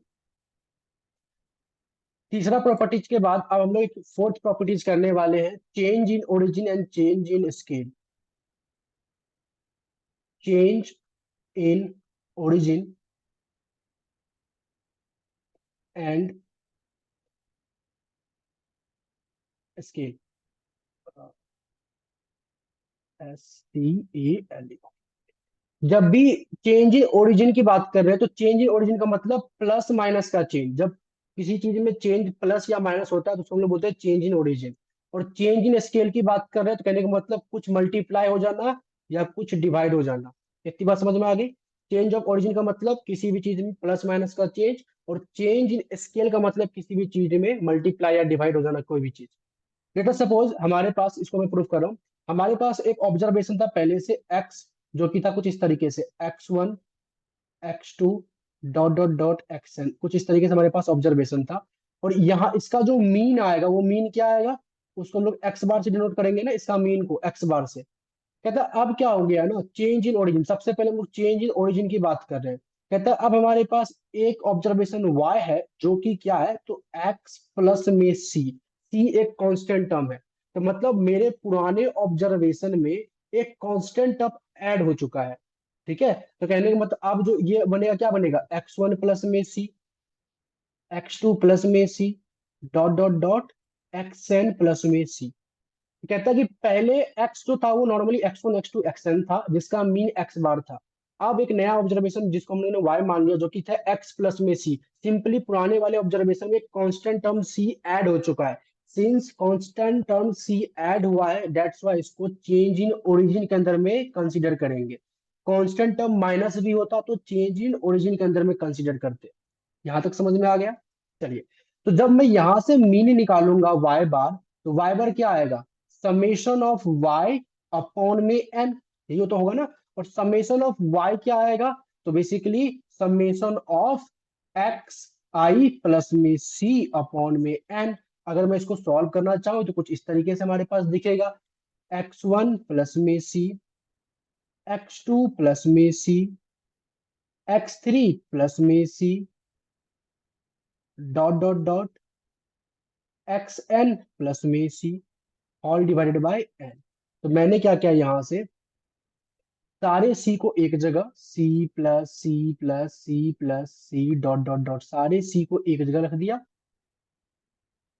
प्लस में इसको एक जगह x1 plus x2 plus dot dot dot xn, इसको एक जगह रख दिया, ऑल डिवाइडेड बाय n चल रहा है। अब ये सारे c का प्लस क्या है, बेसिकली ये क्या है, n टाइम्स c है, प्लस ये क्या है, समेशन ऑफ एक्स ही तो है, x1 प्लस x2 से लेके xn, समेशन ऑफ x ही तो है, डिवाइडेड बाय n चल रहा है। इसको जब ब्रेक करेंगे तो n टाइम्स c अपॉन में n plus summation of x upon में n, तो ये लिखेंगे c, ये आ गया x बार। तो जो y बार हमारे पास आएगा वो आएगा x बार प्लस में c। तो कहने का मतलब ये है, ध्यान से देखो, कि अगर हम अपने ऑब्जर्वेशन में कोई चीज ऐड कर रहे हैं, एक कांस्टेंट टर्म से ऐड कर रहे हैं, तो उसके मीन में भी एक कांस्टेंट टर्म ऐड हो जाएगा, क्योंकि वाई बार जो हमारे पास आया था वो आया था एक्स बार प्लस में सी। तो चेंज इन ओरिजिन जो है वो अर्थमेटिक मीन को अफेक्ट करता है। कैसे अफेक्ट करता है? तो अगर मैं कोई कांस्टेंट वैल्यू अपने ऑब्जर्वेशन में ऐड या सब्ट्रैक्ट करता हूं, तो मीन में भी वो कांस्टेंट वैल्यू ऐड या सब्ट्रैक्ट होगा। कहने का मतलब पहले कोई ऑब्जर्वेशन एक्स था, ठीक है, और इसका मीन एक्स बार आया था, और अब एक ऑब्जर्वेशन वाई है जो कि अगर एक्स प्लस सी है, तो वाई बार जो होगा वो होगा एक्स बार प्लस में सी। और अगर कोई ऑब्जर्वेशन जेड है जो कि एक्स माइनस सी है, तो जेड बार जो होगा वो होगा एक्स बार माइनस सी। तो मतलब जिस भी कांस्टेंट टर्म से हम या ऐड या माइनस कर रहे हैं, तो उससे मीन को भी इफेक्ट होगा, वो सेम कांस्टेंट टर्म से मीन में ऐड हो जाएगा और माइनस हो जाएगा। तो चेंज इन ओरिजिन का कंसेप्ट समझ में आया? किसी को कोई डाउट? No sir. पक्का? चलिए, अब देखते हैं कि क्या चेंज इन स्केल में कोई फर्क पड़ता है या नहीं पड़ता। तो लेकर सपोज पहले मेरे पास एक्स था जो कि x1 से लेके xn था, और इसका मीन हमारे पास है एक्स बार। ये हमें पहले से पता है, इसका मीन हमारे पास एक्स बार। एक वाई, एक नया ऑब्जर्वेशन है जिसमें क्या हुआ है कि जो पुराना ऑब्जर्वेशन एक्स था ना, उसमें एक सी कांस्टेंट टर्म मल्टीप्लाई हो गया। सिंस मल्टीप्लाई हो गया है, तो हम लोग क्या बोलेंगे? चेंज इन स्केल हो रहा है। तो अब जो ऑब्जर्वेशन है हमारे पास वो क्या है? C x1 C x2 dot dot dot C xn।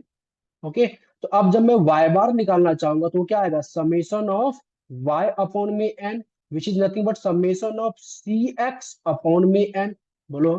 अगर अब मैं इसको आगे अगर लेके जाऊं तो ये क्या आ जाएगा? सी x1 प्लस में सी x2 प्लस में dot dot dot C xn whole divided by n। तो मैं यहां से c कॉमन ले सकता हूं बाहर, तो बचेगा क्या? x1 प्लस में x2 प्लस में डॉट डॉट डॉट xn, और साथ में क्या चल रहा है नीचे? तो n। तो मैं क्या करूंगा, यहाँ पे c को रहने दूंगा जैसे का तैसा। ये x1 प्लस में x2 प्लस में डॉट डॉट xn को क्या लिख सकते हैं हम लोग? समेशन ऑफ x लिख सकते हैं, डिवाइड बाय n चल रहा है, तो c रह जाएगा, और समेशन ऑफ x अपॉन में n क्या होगा? x बार हो जाएगा, तो ये c x बार आ गया। तो कहने का मतलब ये है कि चेंज इन स्केल से भी अर्थमेटिक मीन अफेक्ट करता है। जिस नंबर से, जिस कांस्टेंट नंबर से आप मल्टीप्लाई करोगे ऑब्जर्वेशन में, सेम कांस्टेंट नंबर से अर्थमेटिक मीन में भी आपको मल्टीप्लाई करना होगा। सिमिलरली अगर मैं डिवाइड की बात करूं, मान लो लेटर सपोज कोई एक जेड ऑब्जर्वेशन होता जो होता 1/c इंटू में एक्स, मतलब सी से डिवाइड कर दिए हैं, तो जो जेड बार हमारे पास आता वो आता 1/c इंटू में एक्स। तो change in scale and change in origin both are affected the arithmetic mean. जो भी कांस्टेंट टर्म से आप चेंज इन ओरिजिन में, मतलब कोई जो भी कांस्टेंट टर्म से आप ऑब्जर्वेशन में ऐड करते हो, तो same constant constant term mean में भी ऐड हो जाएगा, और अगर डिवाइड या मल्टीप्लाई करते हो तो सेम कांस्टेंट टर्म मीन में भी डिवाइड या मल्टीप्लाई हो जाएगा।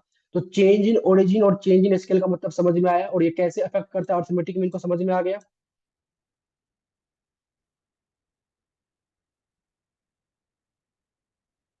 एनीवन, किसी को Yes, sir. डाउट हो इसमें?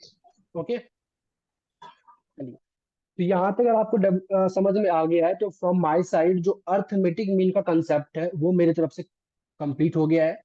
अब जो बुकलेट चैप्टर नंबर 1 है, चैप्टर नंबर 1 में जहां तक अर्थमेटिक मीन का क्वेश्चन आपको दिखेगा, आई थिंक 2021 तक इस तरीके से दिखेगा, वहां तक आप खुद से क्वेश्चन ट्राई करोगे सॉल्व करने का।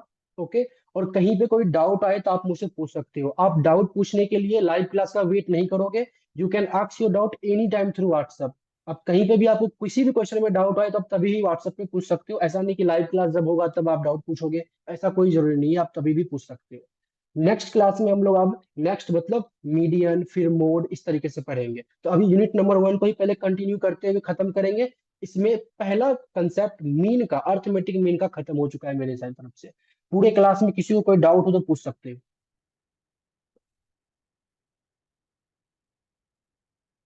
और सर ये यूनिट 3 है क्या? रैंडम वेरिएबल्स एंड हाँ, ये यूनिट नंबर, हाँ, unit number 3rd and 4th को मैंने एक साथ लिखा है, random variable and probability distribution.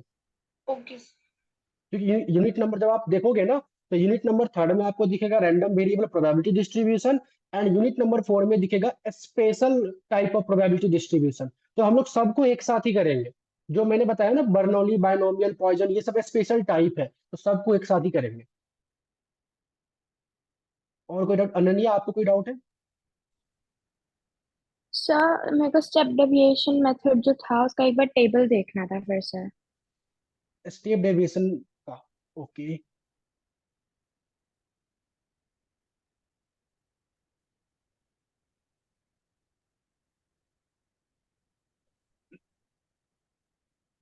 One second.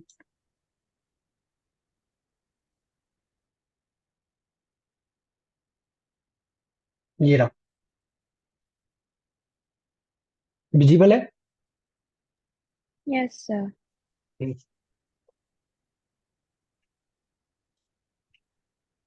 Yes Anshu, क्या डाउट है आपको, बताइए। सर मेरे को ये पूछना थैंक यू था, सर। क्लासेस का टाइमिंग रोज यही होगा या और क्लासेस मतलब वीकडेज पे होंगी, कैसे होंगी रेगुलर बेसिस पे? क्लासेस जो है वो 3 दिन होंगी, Wednesday, Saturday and Sunday. Probably सारी क्लासेस सेम टाइम, इसी 6 to 8 PM में ही होगा। माइट भी सम टाइम क्या हो सकता है, जो संडे का क्लास हो वो आफ्टरनून में हो, लेकिन जो वर्किंग डेज है, मतलब मंडे टू सैटरडे, इस दिन क्लासेस हमेशा इवनिंग में होगी, 6 to 8 PM। Okay sir. और सर सिलेबस कंप्लीशन कब तक हो जाएगा? एग्जाम के 15 डेज पहले। Okay sir. और सर ऐसे होगा ना, फ्राइडे और सैटरडे और संडे जैसे एमएमई की एक क्लास और स्टैट्स की और माइक्रो की एक। हाँ, वेडनेसडे, सैटरडे और संडे। Okay sir. माइक्रो का मैं अभी, वैसे तो फिलहाल आप लोगों के लिए जो माइक्रो का आपका सिलेबस है ना, वो कुछ न्यूमेरिकल पार्ट है लेकिन ज्यादातर थियोरेटिकल पार्ट है। तो थियोरेटिकल पार्ट के लिए मैं कुछ आप लोगों को पहले तो नोट्स प्रोवाइड करूंगा। एंड जो न्यूमेरिकल पार्ट है, बेसिकली यूनिट नंबर 2 और यूनिट नंबर 3 का एक चैप्टर, बेसिकली मैनक्यू का चैप्टर नंबर 4 से लेकर चैप्टर नंबर 10 तक, वो इंपॉर्टेंट टॉपिक है और न्यूमेरिकल पार्ट है वहां से। उसकी मैं आप लोगों को रिकॉर्डेड लेक्चर प्रोवाइड करूंगा ऐप के ऊपर पे। तो पहले हम लोग स्टैट्स और एमएमई का ही लाइव क्लास लगातार करेंगे। बाकी जो माइक्रो है वो लिटिल बिट इजी टॉपिक है, तो वहां पहले रिकॉर्डेड लेक्चर आप देखोगे यूनिट नंबर 2 का, मतलब चैप्टर नंबर 4 से लेकर 10 तक का। बाकी थ्योरी का जो टॉपिक है, उसका या तो मैं नोट्स आप लोगों को दे दूंगा, और किसी को कोई डाउट आता है थ्योरी वाले टॉपिक में तो मुझसे पूछ सकता है। सर जैसे हमारी एमएमई की बुक में एक्सरसाइजेस के क्वेश्चंस है तो आप वो भी कराओगे?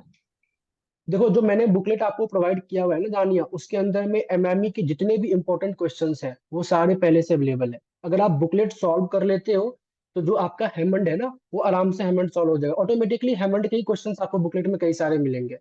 बाद सो इसके सर तो बाद भी बुक कुछ। के सारे क्वेश्चंस करने की नीड नहीं है, जो इम्पोर्टेंट इम्पोर्टेंट है वही कर देते हैं। हाँ, बुकलेट देखो, बुकलेट कर लोगे तो वो एनफ है पेपर के पॉइंट ऑफ व्यू से, लेकिन अगर आपको खुद का नॉलेज गेन करना है, सिंस पहली बार आप 12th के बाद पहली बार आप फॉरेन ऑथर की बुक को पढ़ रहे हो, और आपको नहीं चाहिए कि नहीं मैं कुछ एक्स्ट्रा पढूं, तो आप हेमंड को फॉलो कर सकते हो। क्योंकि कुछ चीजें वहां पे ऐसी भी है जो कि आपको समझ, मतलब आप समझ लो तो अच्छी बात है, otherwise exam point of view से जो मैंने बुकलेट प्रोवाइड कर रखा है वो एनफ है, उससे ज्यादा कुछ नहीं करना। Okay sir. और किसी का कोई डाउट? एनीवन? अंशु, आपका कोई डाउट है? आप हैंड रेज है आपका। हाँ सर, मेरे को ये पूछना था सर, जो आपने 3 डेज बताए उन तीनों में अलग अलग सब्जेक्ट की होगी या फिर एक वीक में एक ही सब्जेक्ट या तीनों में कैसे? अलग अलग सब्जेक्ट होंगी। जैसे लेटर सपोज आज स्टैट्स हो गया, तो जो अब वेडनेसडे को क्लास होगी वो एमएमई का होगा। फिर वेडनेसडे के बाद जो सैटरडे की क्लास होगी वो फिर स्टैट्स का होगा। तो इस तरीके से स्टैट्स एमएमई कन्वर्ट होता जाएगा। Okay sir. और अगर कोई पेपर में मान लो कोई सिलेबस में हम लोग पीछे चल रहे हैं, तो हो सकता है उस टॉपिक का लगातार भी क्लास हो सकता है। वो डिपेंड करता है सिलेबस किस स्पीड में हम लोग कवर कर पा रहे हैं। Okay sir. Sir okay sir. Week में 3 क्लास है? वीक में 3 class, Wednesday, Saturday and Sunday. वैसे टाइम टेबल, वैसे मैं ग्रुप के ना आइकॉन पे लगा दूंगा टाइम टेबल जल्दी से। होगा तो एक डेज और स्टार्ट, मतलब बाद में बढ़ाऊंगा। अभी तो हालांकि 3 दिन ही चलेगी वीक में। एनीवन, किसी को और कोई डाउट कुछ पूछना हो? बाकी आज का क्लास समझ में आया आप लोगों को? Yes sir. Yes sir. Yes sir समझ आया। चलो, यस अच्छी सर। बात। ओके, तो फिर हम लोग वेडनेसडे को मिलते हैं एमएमई के लिए। और जिसने पहली क्लास एमएमई की नहीं ली है उसके लिए मैंने रिकॉर्डिंग ग्रुप में शेयर कर दिया है, तो प्लीज उस रिकॉर्डिंग को देखकर ही वेडनेसडे की क्लास को अटेंड कीजिएगा, क्योंकि उसी से आगे फिर पढ़ेंगे ना हम लोग। और कोई डाउट एमएमई के क्वेश्चन को सॉल्व करने में होता है तो आप कभी भी पूछ सकते हो व्हाट्सएप के थ्रू। ऐसा वेट नहीं करना कि क्लास होगा तब भी पढ़ेंगे। बाकी आप लोगों से रिक्वेस्ट है, क्लास अगर समझ में आ रहा है तो प्लीज अपने फ्रेंड के साथ भी शेयर करना, मैक्सिमम से मैक्सिमम नंबर अगर जुड़े तो और अच्छी बात है, जितना ज्यादा प्रॉफिट सबको मिल सके। सर ओके, वेडनेसडे सैटरडे और संडे हमारी खाली स्टैट्स की क्लास होगी और बाकी मंडे ट्यूसडे हमारी एमएमई की होगी। मंडे ट्यूसडे तो मैंने बोला ही नहीं, हमारी वीक में 3 दिन ही क्लास होगी, वेडनेसडे, सैटरडे एंड संडे। और ये जैसे कि ना कन्वर्ट होता रहेगा, जैसे आज अगर स्टैट्स का हुआ है तो नेक्स्ट क्लास जो होगा वो एमएमई का ओके होगा, ओके। फिर उसके बाद फिर स्टैट्स हुआ, कुछ इस तरीके से।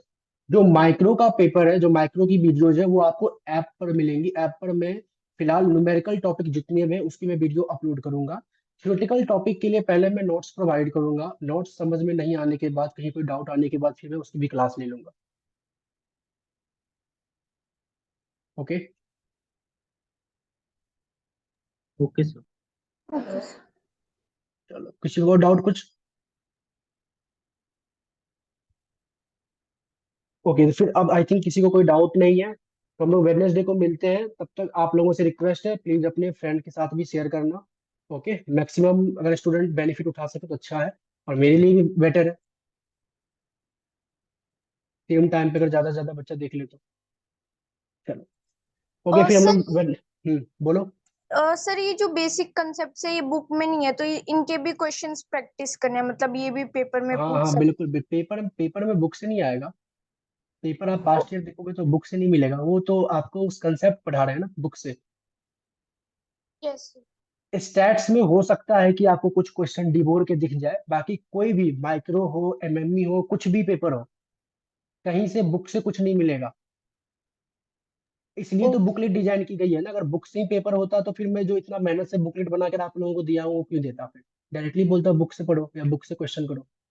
तो सर हम सिर्फ फिर बुकलेट को फॉलो करें ना? बुकलेट फॉलो करोगे तो वो एनफ है, 100% स्कोर कर जाओगे अगर अच्छे तरीके से बुकलेट कर लिए तो। Okay sir. हम्म। और किसी का कोई डाउट? नो। ओके, फिर हम लोग वेडनेसडे को मिलते हैं। अभी के लिए बाय बाय एवरीवन। वेडनेसडे को हम लोग एमएमई करेंगे। Okay, thank you sir. Sir thank you sir. Thank you.